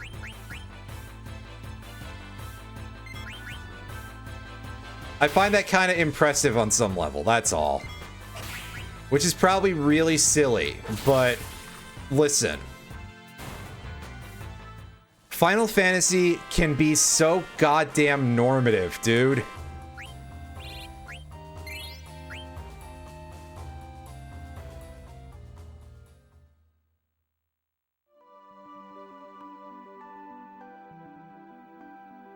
Like, how many times do you turn on 14, you go put on a set of bottoms, and for a guy, it's like full plate legs, and then for the girl, it's booty shorts, right?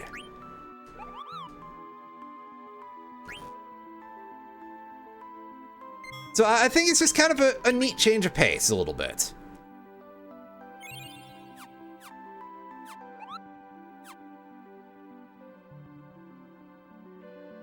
Granted, like, yeah, all the Final Fantasy games do have like that one action girl who wears pants. I'm not saying, oh yeah, they don't give any girls any pants in Final Fantasy. That's not true. It's just very specifically the part where it's like, it's rare to see it on the healers.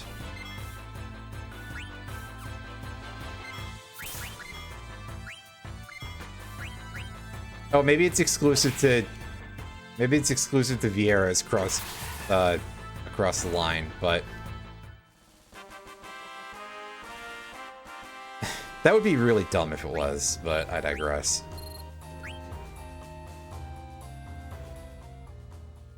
Yeah, like I said, you know, sometimes I do worry a little bit about like running too far afoul of some people, but listen, I think folks understand just the extent to which this kind of stuff matters to me. And at no point am I impugning anyone's taste. Oh, we got some strange new battle music, folks. This is our first time encountering one of the good monsters. There's a specific name for this sort of thing. But they will ask you for an item. I believe they always ask you for a gemstone, and you give it to them and you get a reward. You are supposed to get all of these, I believe, because it helps you out against Ozma, if I recall correctly. But you see, 10 AP, that's pretty nice. No gil, but a high potion is a pretty decent reward for the moment.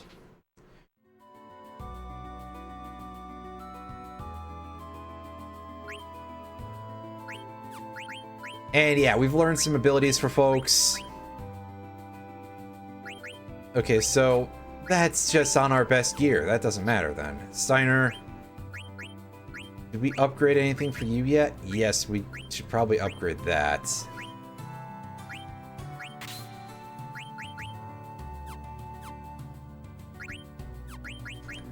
Go into your abilities, because you've got a ton of space to equip shit.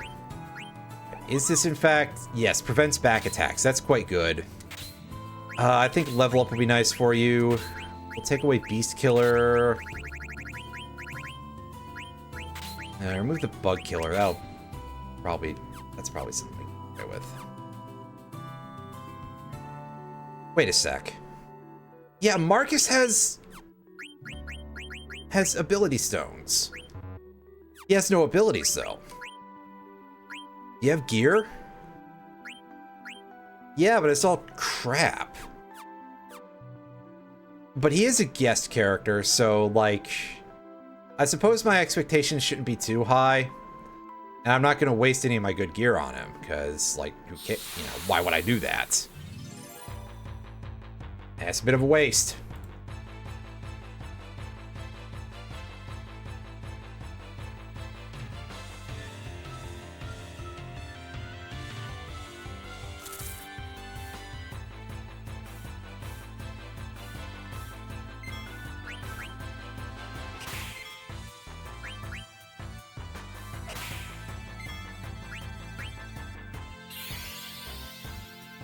I might end up gearing him out if it seems like he's gonna be sticking around for a minute. But I'll decide later.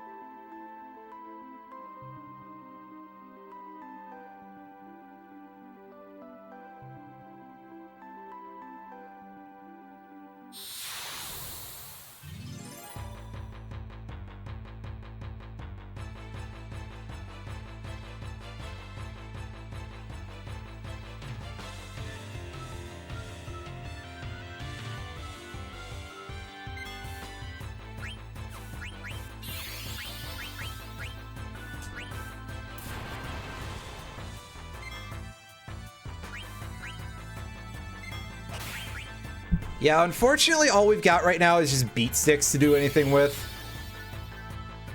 I kind of wish we had a little bit of magic just for some AoE damage here, but eh.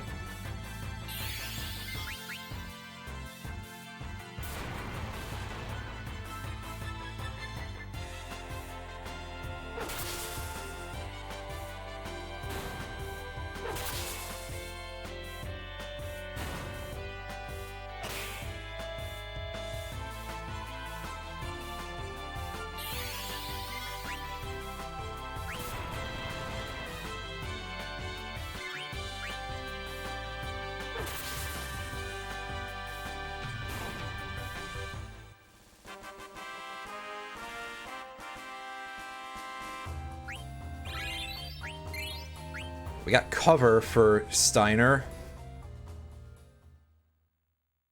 Let's take a quick look at what that was attached to. I don't think it's time for him to get an upgrade on anything just yet. No.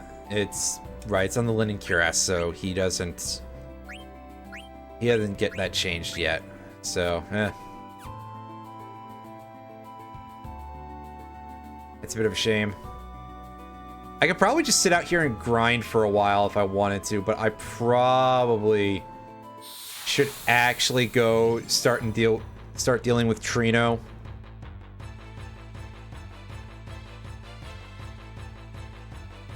We do quite a lot in Trino, I believe, so... Ah, yes, these will be Mandragoras, right? Yeah, I called it. I didn't even remember what the Mandragoras looked like in this game, but... I kind of could just tell because, like, hey, here's a potato-looking enemy. Is it supposed to have, like, a big toothy grin? That looks awful, dude. Like, genuinely kind of upsetting. They're cute otherwise, though.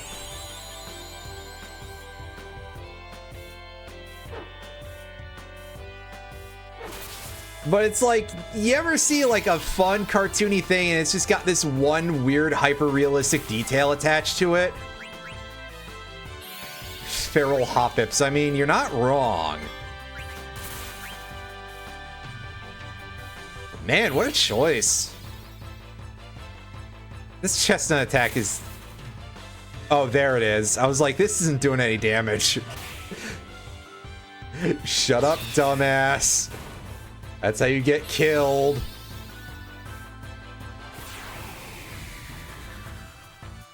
Oh, good lord. Yeah, that kind of scans. That they would scream at their Mandragoras. He's fine. He was just taking a nap.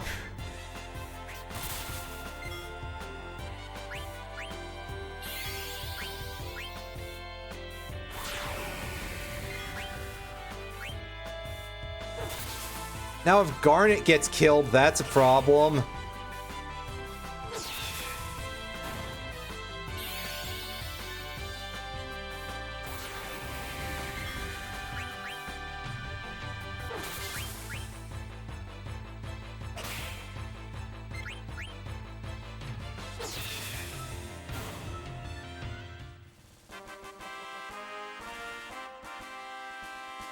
All right. I'll see if Marcus has gear that I can give him. Wait, that order of words didn't really make a whole lot of sense. Listen, I'll take a look and see what he can use. Also, our entire party is silenced.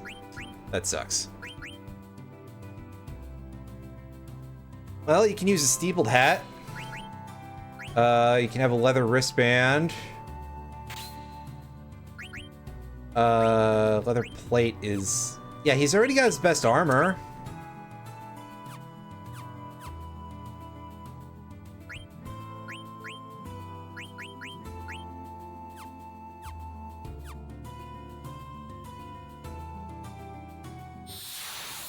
Oh, I should have just echo screened. It's fine, it's fine, it's fine.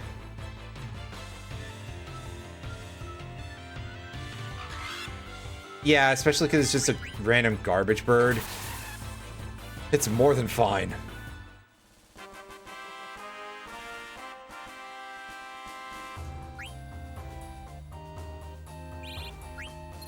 That's right, give me that 1 AP. That's what I'm looking for.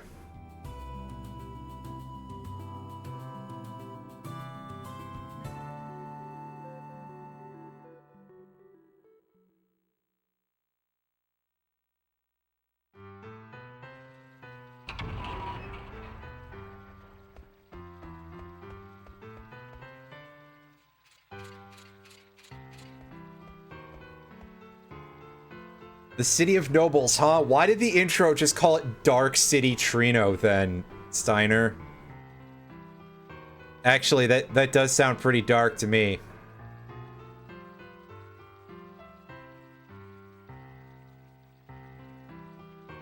I don't know about Slum. This place looks a little too nice for that.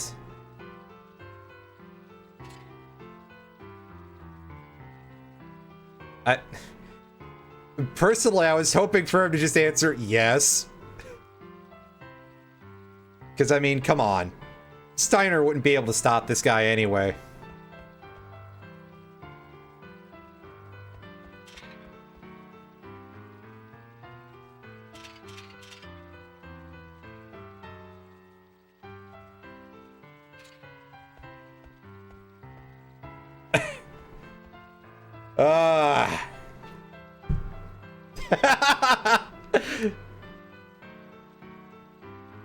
Oh, Steiner is having a bad time, and I'm very happy about that.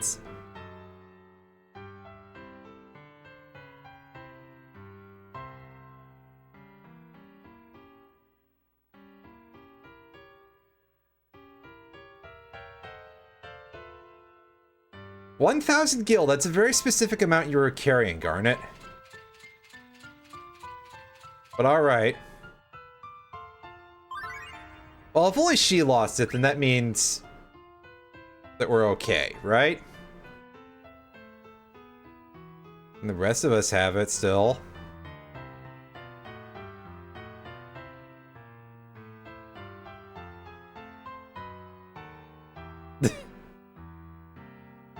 Yeah, that drunk doesn't have it, don't worry.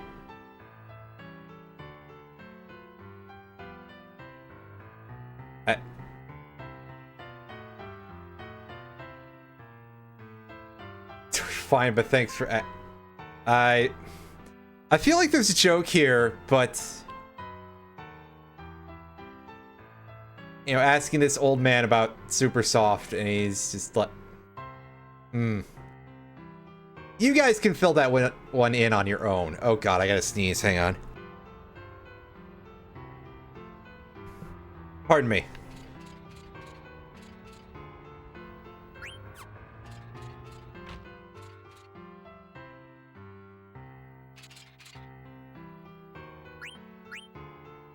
Then buzz off, yeah.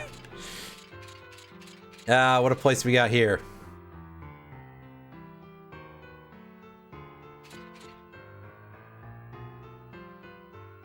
Bearded man with glasses and some guy, huh? Well, I don't know about either of those folks. Well, at least not a bearded man with glasses, so...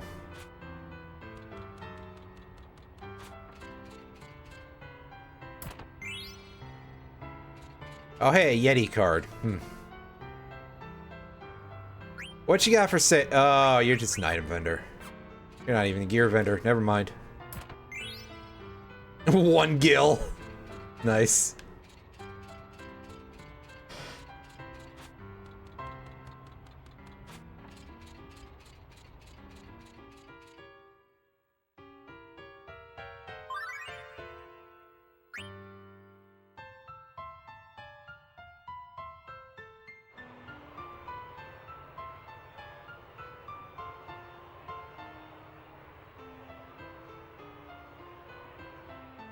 Uh-oh. That guy. Yeah, Garnet, you might want to be careful of that.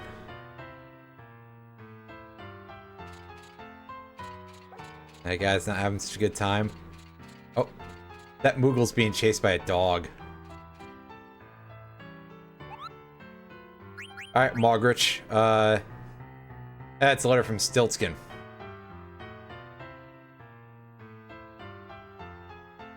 And towards Vube Desert. Vube Desert? Vube Desert? They'll only find sandstorms. What could they possibly want? He's quite the well-traveled fella. Alright, Mogrich, let's save real quick.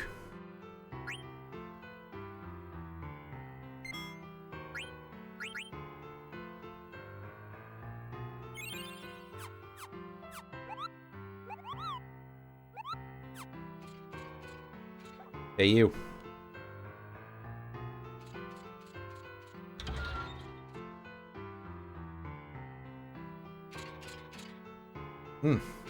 This doesn't look very safe to walk on, but alright. Hey, you, what's up? Yeah, what's that big monster down there?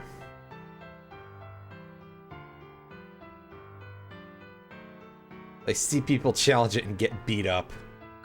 Nice. Apparently we can fight that monster, but I don't think that's such a smart idea.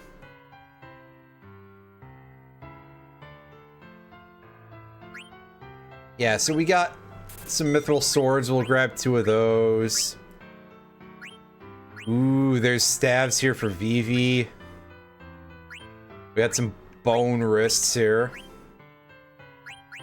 Quite a few of them, in fact, that we would need. Same with bandanas. Mithril gloves. I don't remember if what's-her-name has those. I'm forgetting everybody's name here, apparently. Sorry. I don't remember if Freya has one of those, so, alright. Bone wrist. Yeah, let's just grab 5 of these. Same with bandanas. God, we're gonna go bankrupt doing that.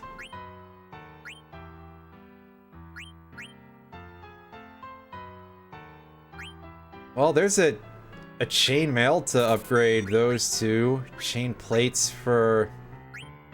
I'm gonna assume that, like... Since this is sort of a mid-weight armor...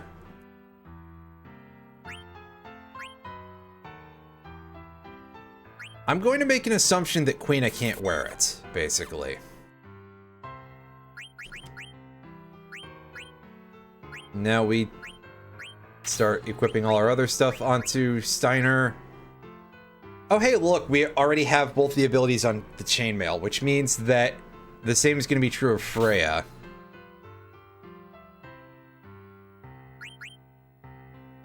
Iron Helm's going to take a while before we can swap that up.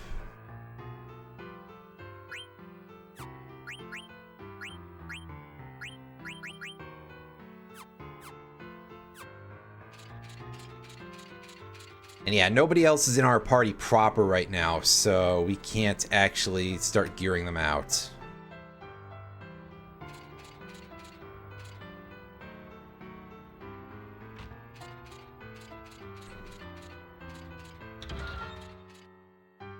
Anyway, now that we have, like, no money...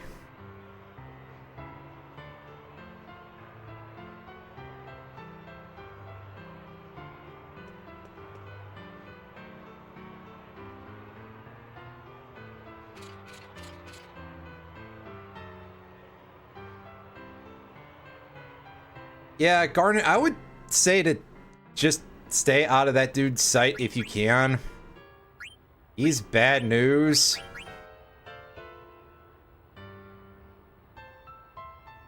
Yeah, this'll be a quite handy thing for us to have.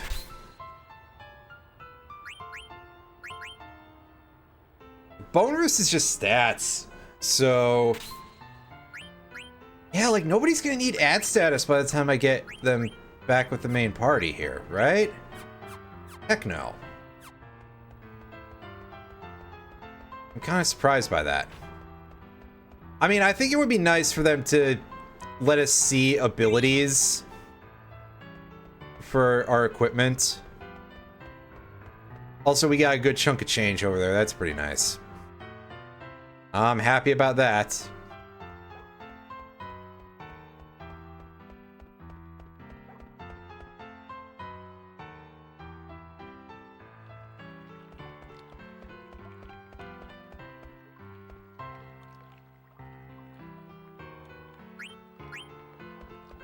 Alright, this guy's got card games for us. No motorcycles, so our interest is not very high.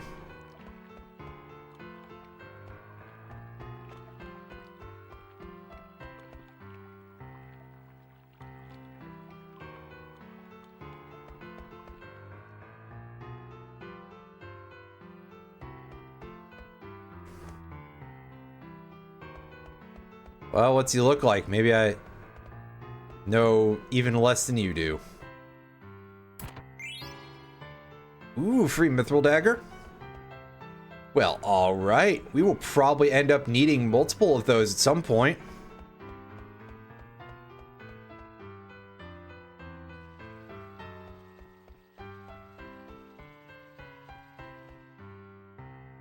This is an Advent Children. Well, I mean, for a start, it's an actual game and not a movie, so...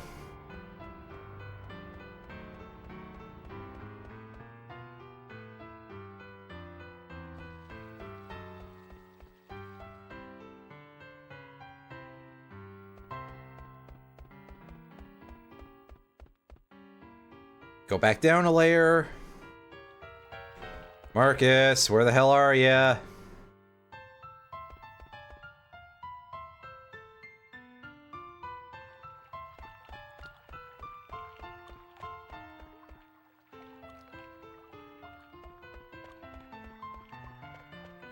I don't know why I expected that dude to know. I just like the hat.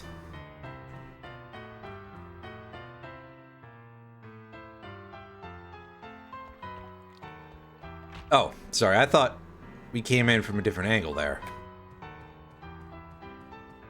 Got distracted because that looked like a door. That's all.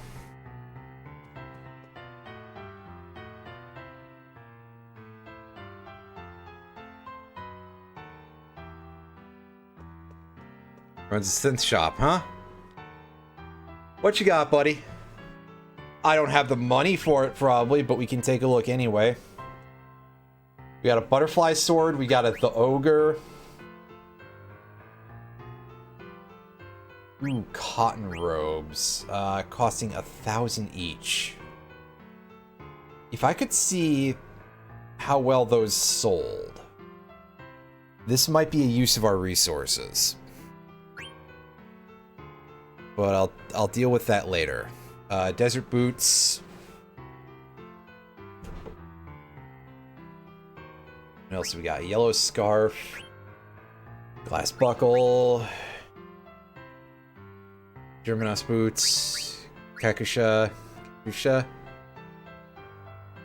We don't have any Magus hats for that. Weird. Coral ring. Well, I know where our lightning staff is. Gold choker. Make that out of a linen cuirass and a soft. Again, a big stumbling block here for me is just like no resources. And not having some of the gear, which... Excuse me, I'd have to buy that. A reflect ring, huh?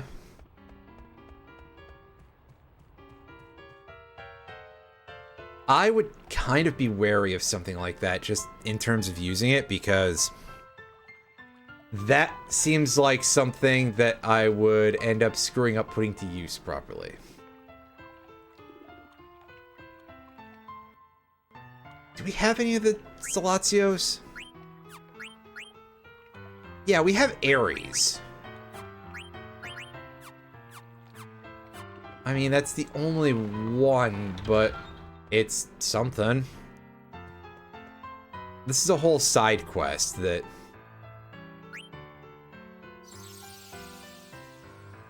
if we get all 12 of these, we get something pretty big.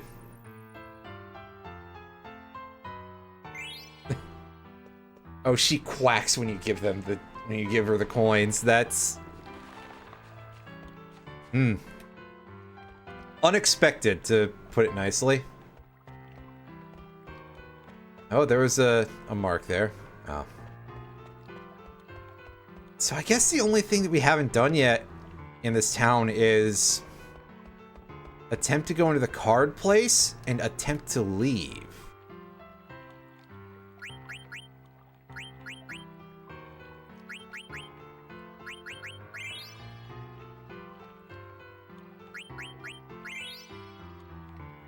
Those are the only two that I would expect that I don't have.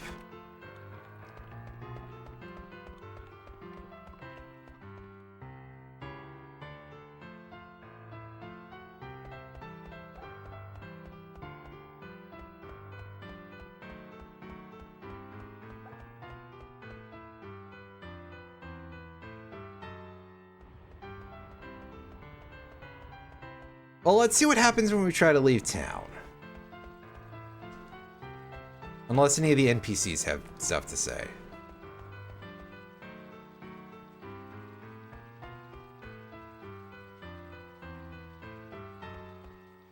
Could be it. Oh, there's Marcus. That's a good question, Mega Man. I was hoping to just get you back in the party for a minute here, because...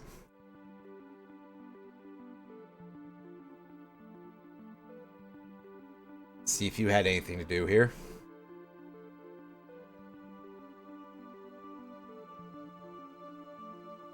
Oh, was he at the... he was at the inn, actually.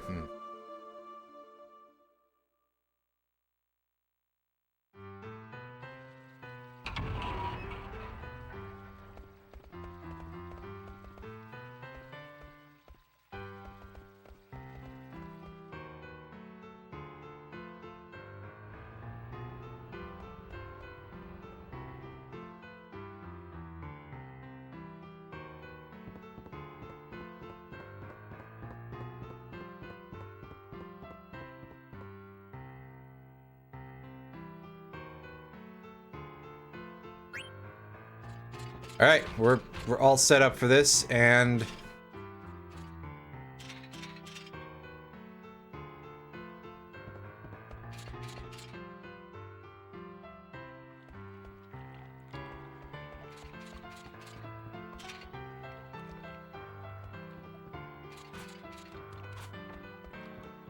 well, nobody will have to know if you don't blab constantly about who we are.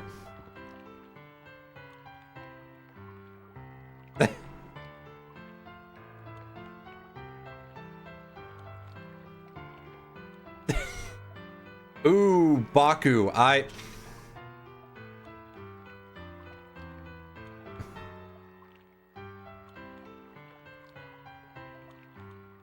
don't think he does have...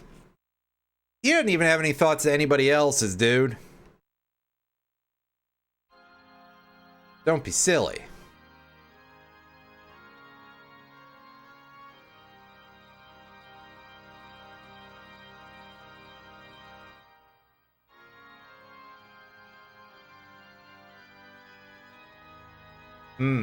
I wonder if the auctioneer is in on this stuff here.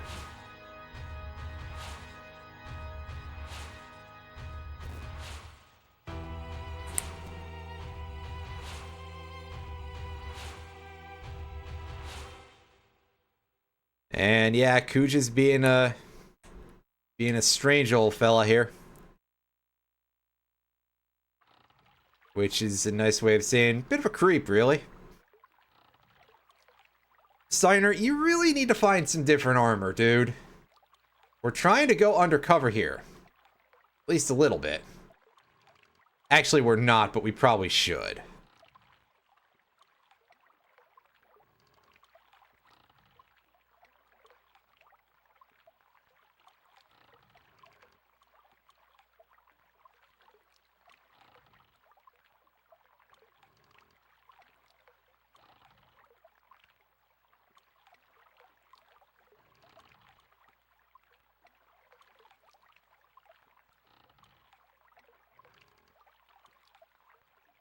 Ah, Steiner. You really are.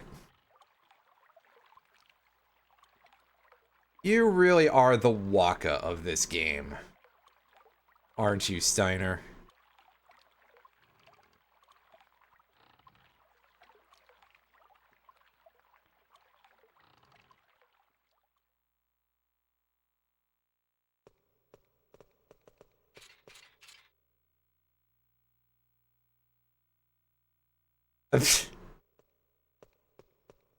Thanks, Marcus.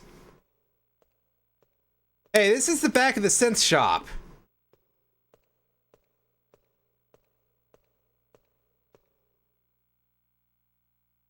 My God, look at this man's nose. He looks like some kind of bird.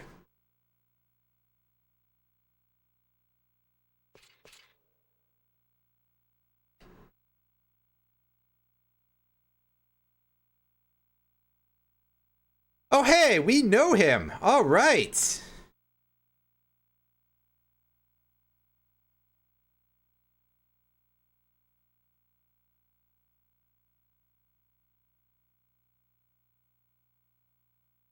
Steiner, shut up.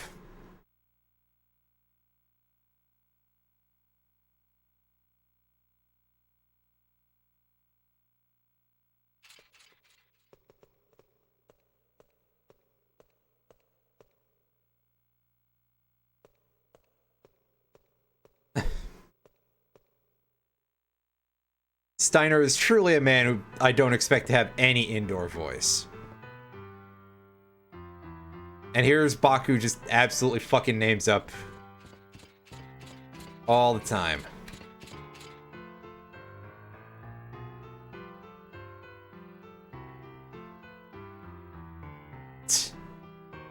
I was gonna do that anyway. Dead. No, he definitely doesn't have dignity.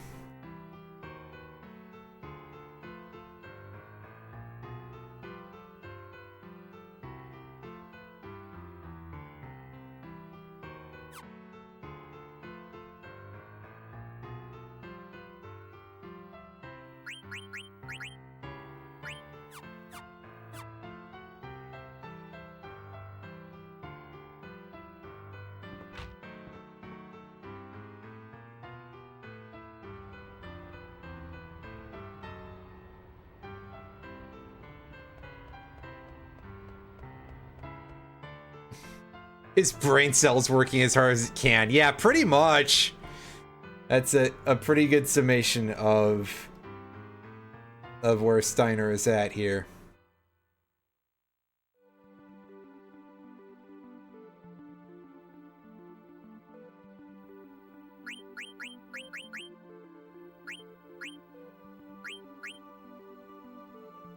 Alright, so Marcus, you equip yourself a mithril sword. And you can have a bandana. Bone wrist. Chain plates. Yeah, we're... Never mind all that horse shit that I said earlier. We're gearing Marcus up.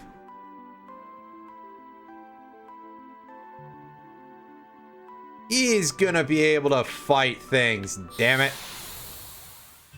Damn it.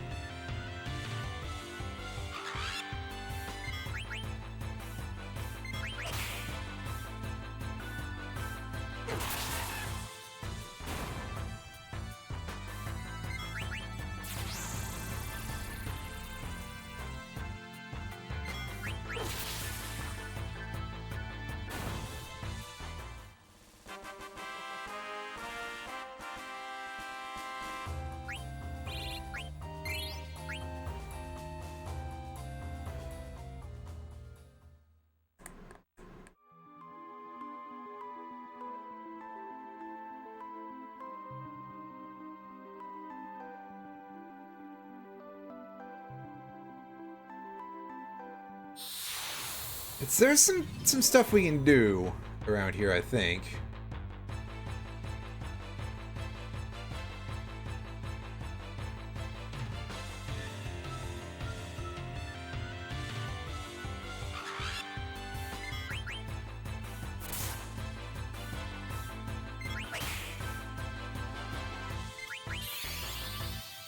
So let's see if we can get a little bit of it done.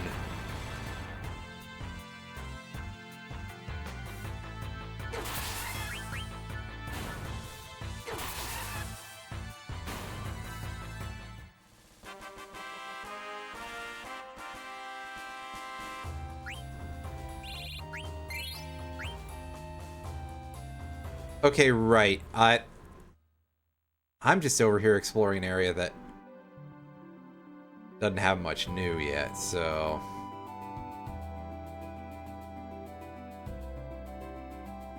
I'm going the wrong way, basically. Let's see if we can fix that.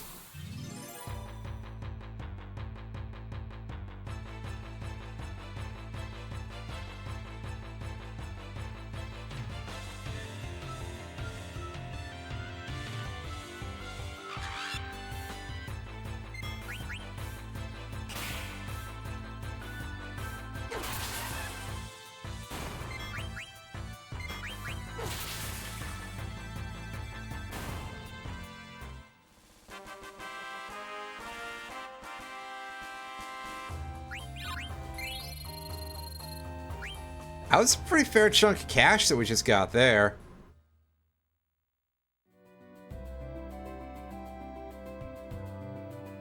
At least it was enough to not be instantaneous. So maybe it just looked and sounded like it.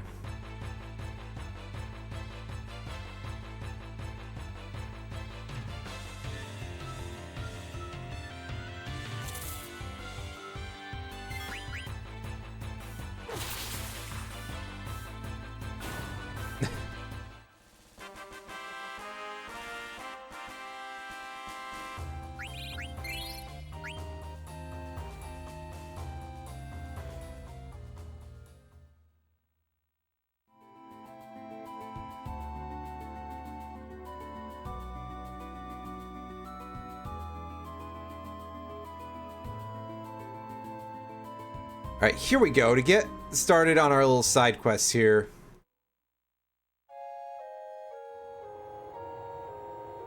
We go this way. Yeah, like, I think it's mostly just, hey, yeah, it gets very dark around Trino specifically.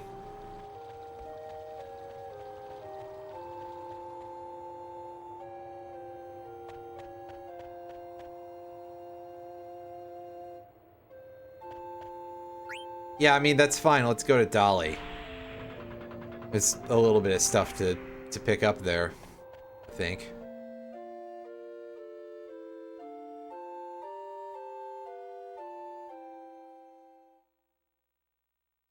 Dale, Oh no, I get it.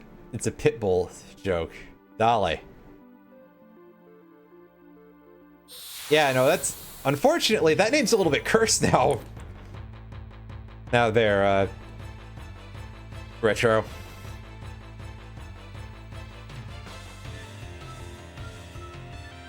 You know, the old power sync, but I digress.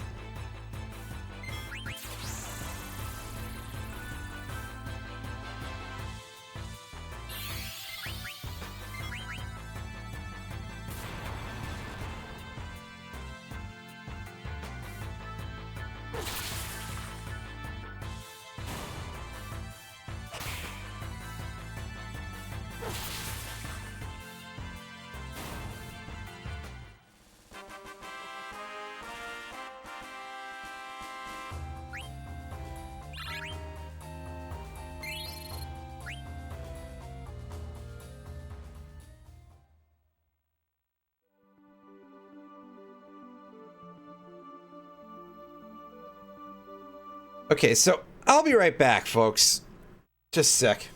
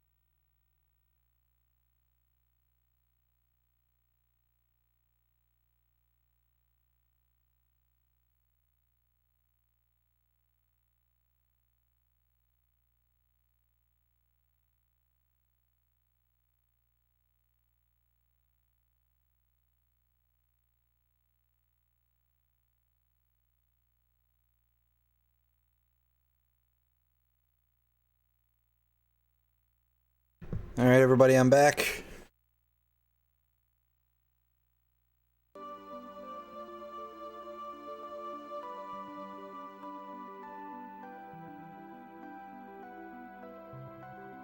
So back to this tiny town.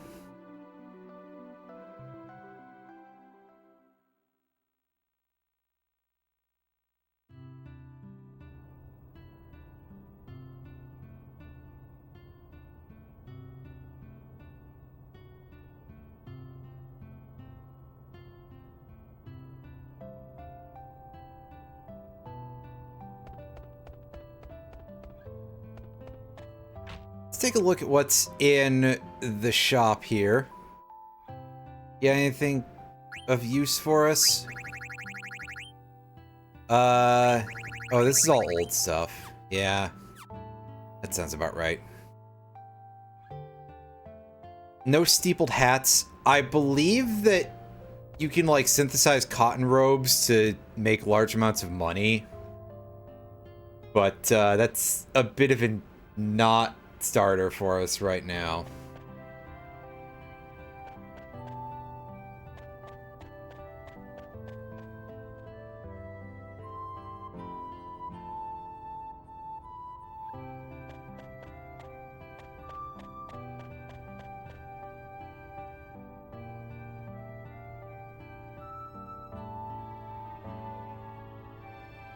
Yeah, things have gotten a little bit weird.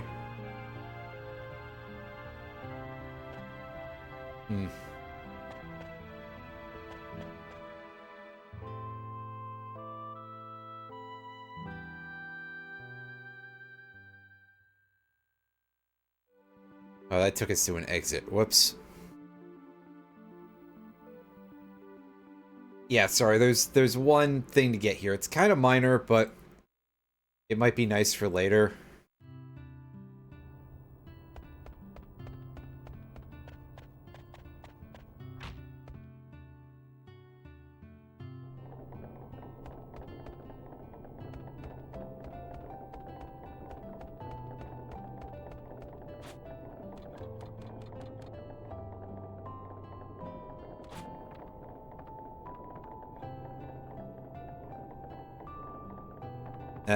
I think we need to stop this thing somehow.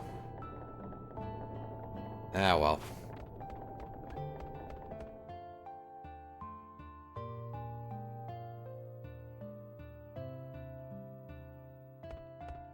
Fine. We will go elsewhere.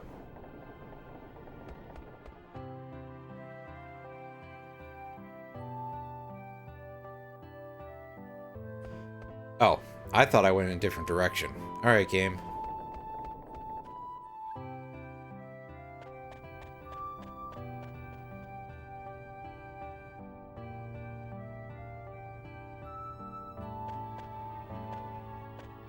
Is there something over here?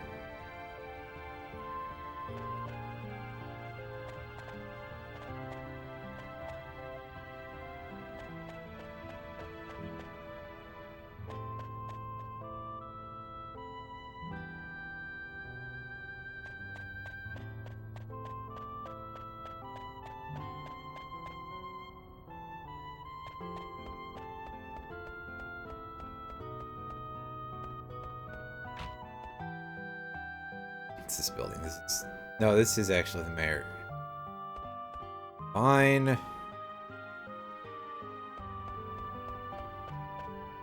Right, that one's the windmill. Okay.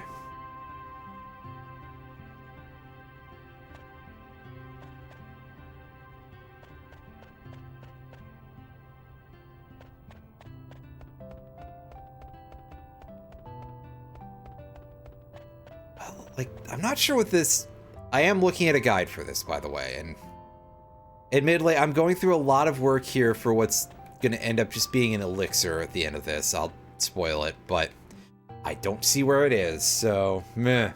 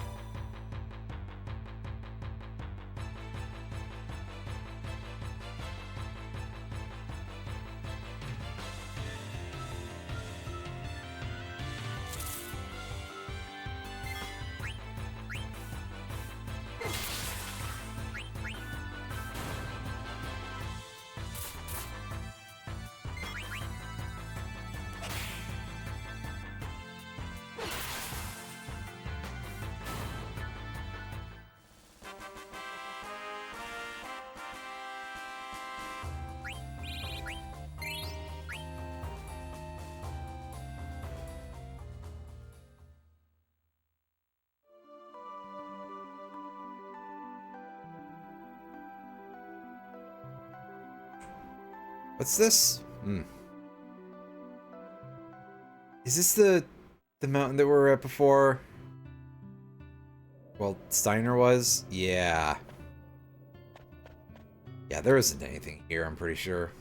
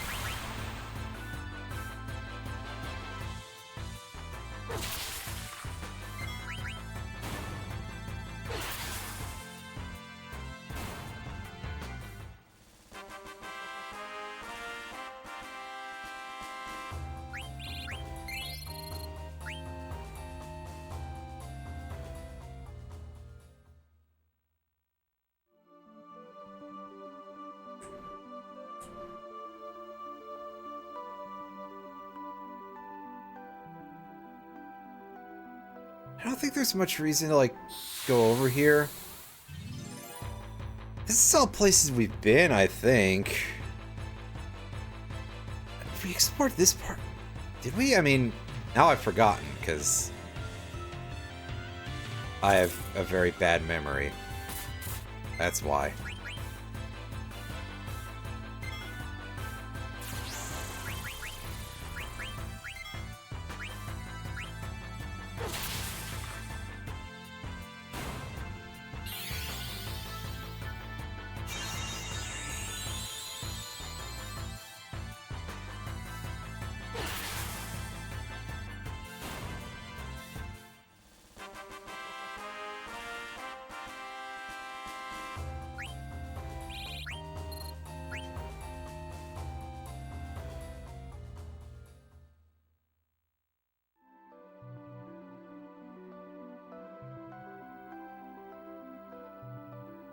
It's over here. Absolutely nothing. Well, time for us to head back then.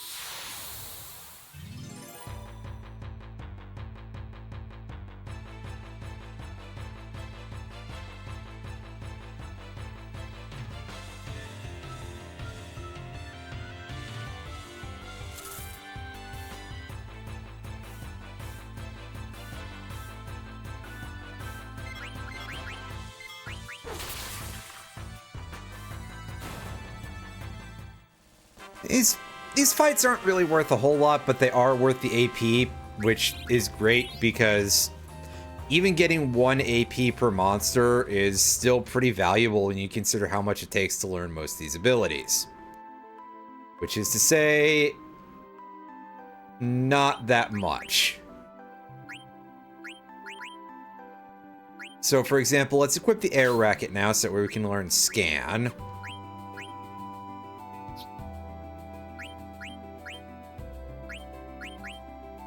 The bronze gloves have very long ago been outmoded by these silver gloves, but the iron helm is not ready to be swapped out yet.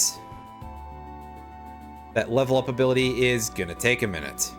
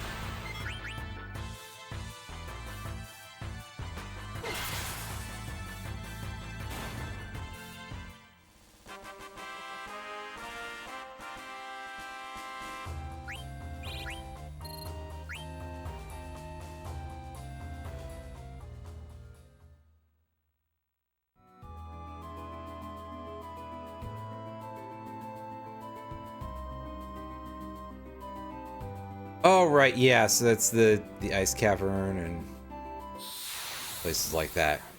I knew this was familiar, but...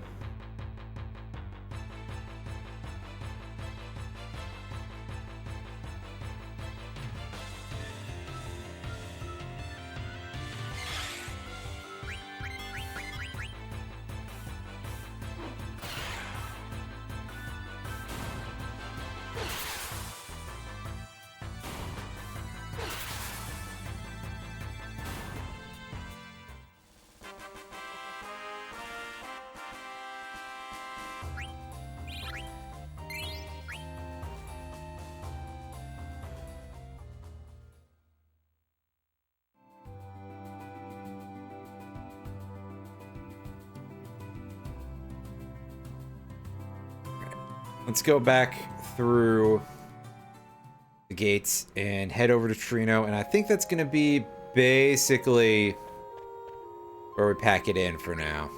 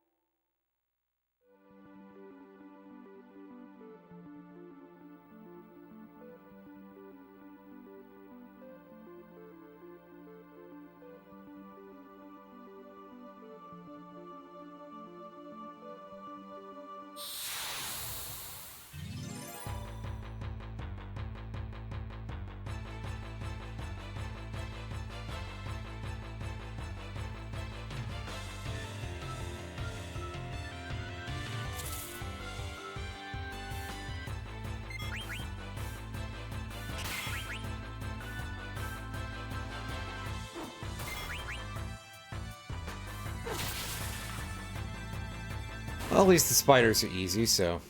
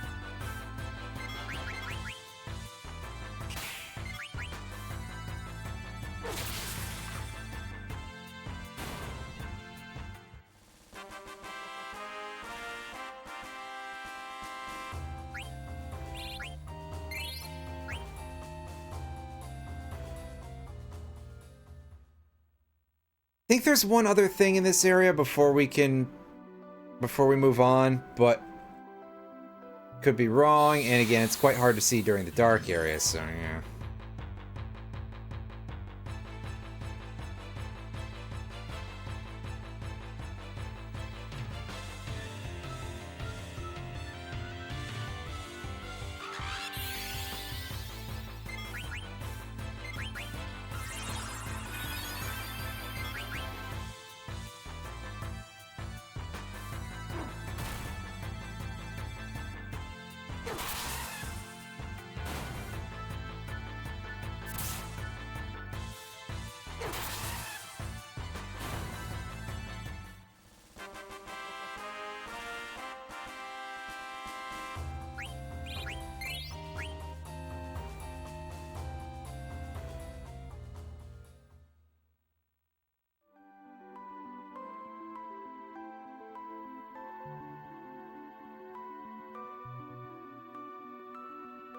Here? No, it's just a corner.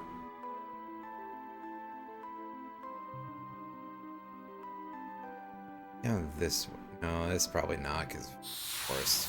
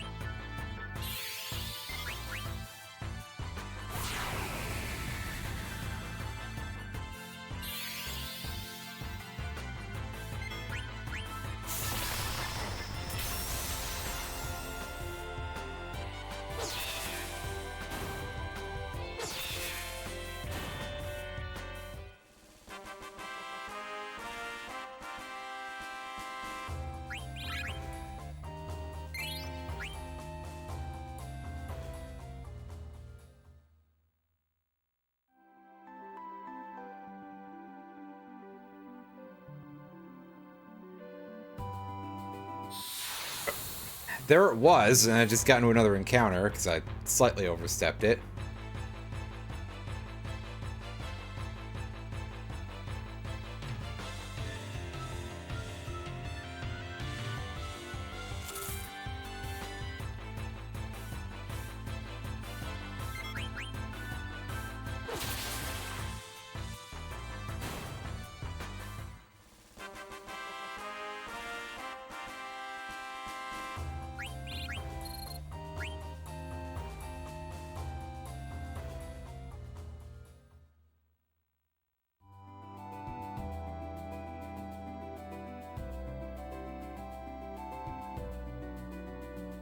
There we go.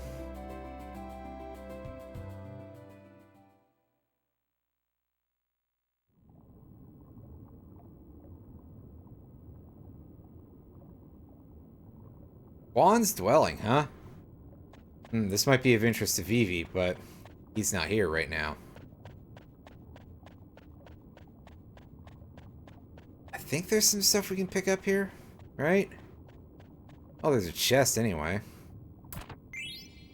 Lots of boiling hot water down there that it's a good thing we can't fall off edges of things.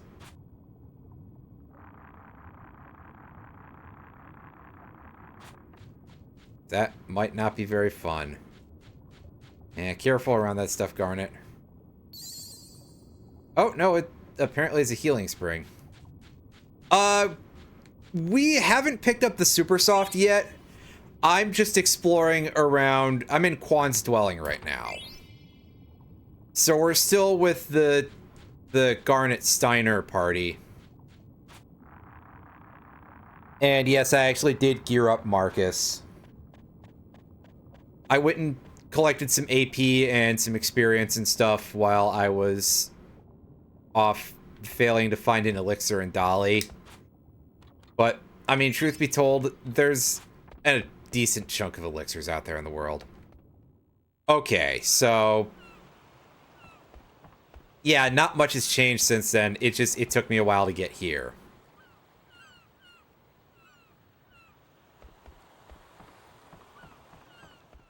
Okay. All right.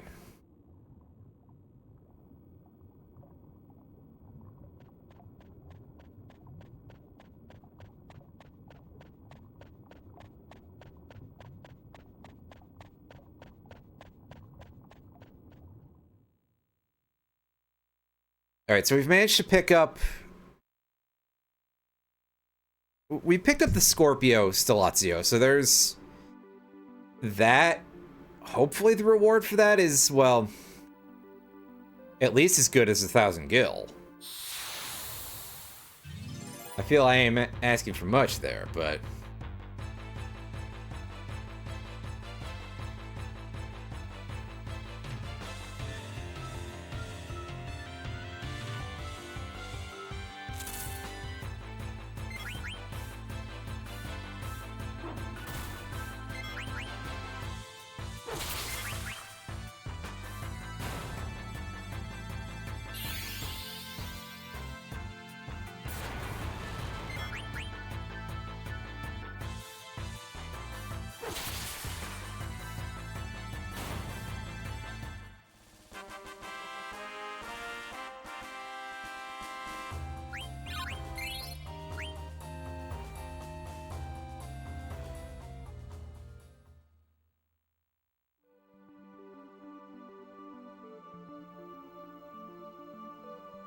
So let's head on back to the area where we can barely see.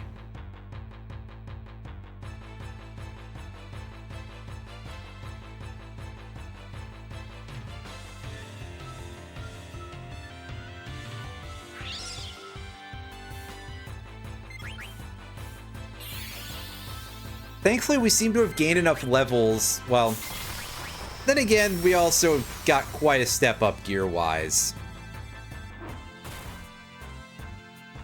To such a point where these enemies are not too bad. Not even the creepy plant things.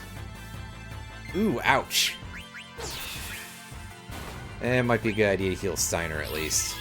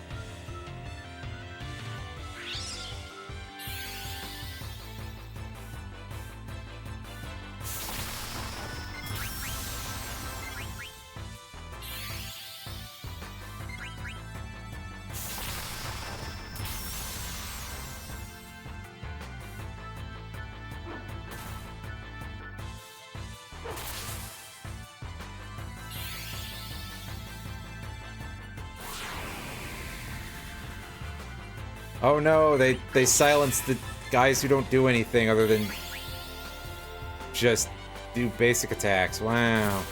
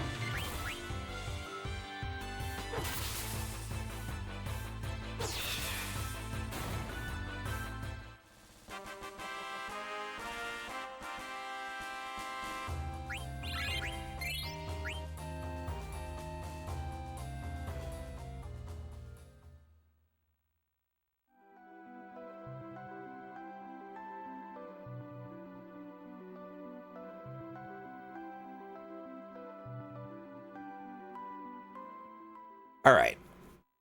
Let's head on into Trino.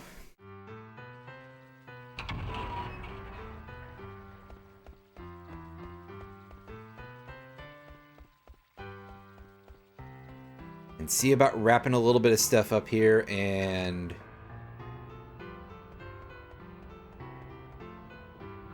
yeah.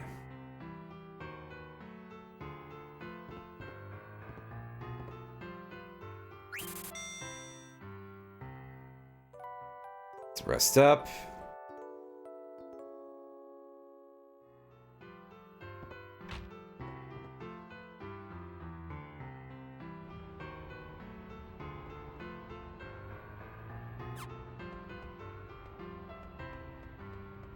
And go hand in our coin, and then see about fighting the monster in the weapons shop.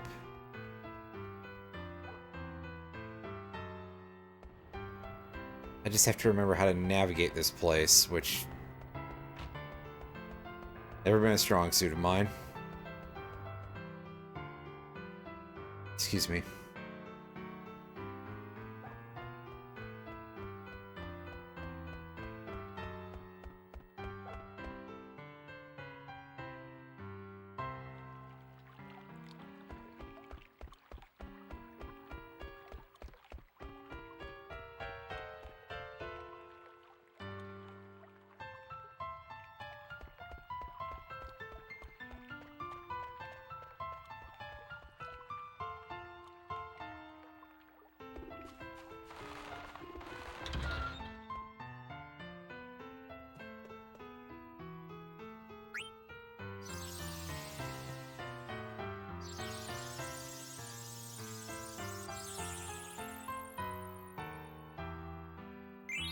Quack, quack, quack. And we get a Phoenix Pinion.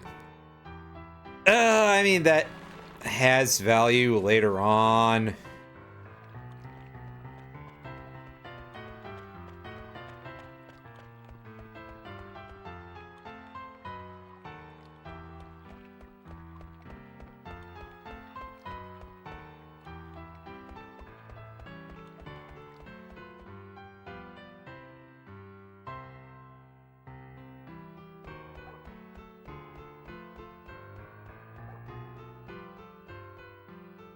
Yeah, sit down, Mogworth, or whatever your name is. Alright, let's save, and then see if we can face the thing in the basement there. Oh, it's been a minute since we've saved. At least it feels like it. Yeah, I mean, an hour seems like quite a time between saves.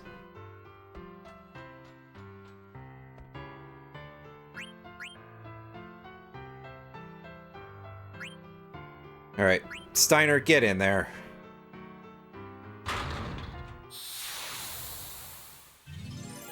I guess it's 1v1, so that's interesting. I didn't know that.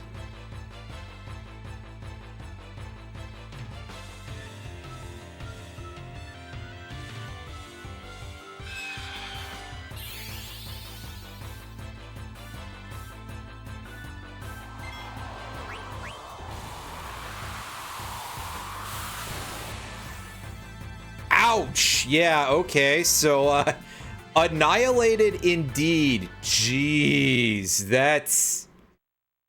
Ooh.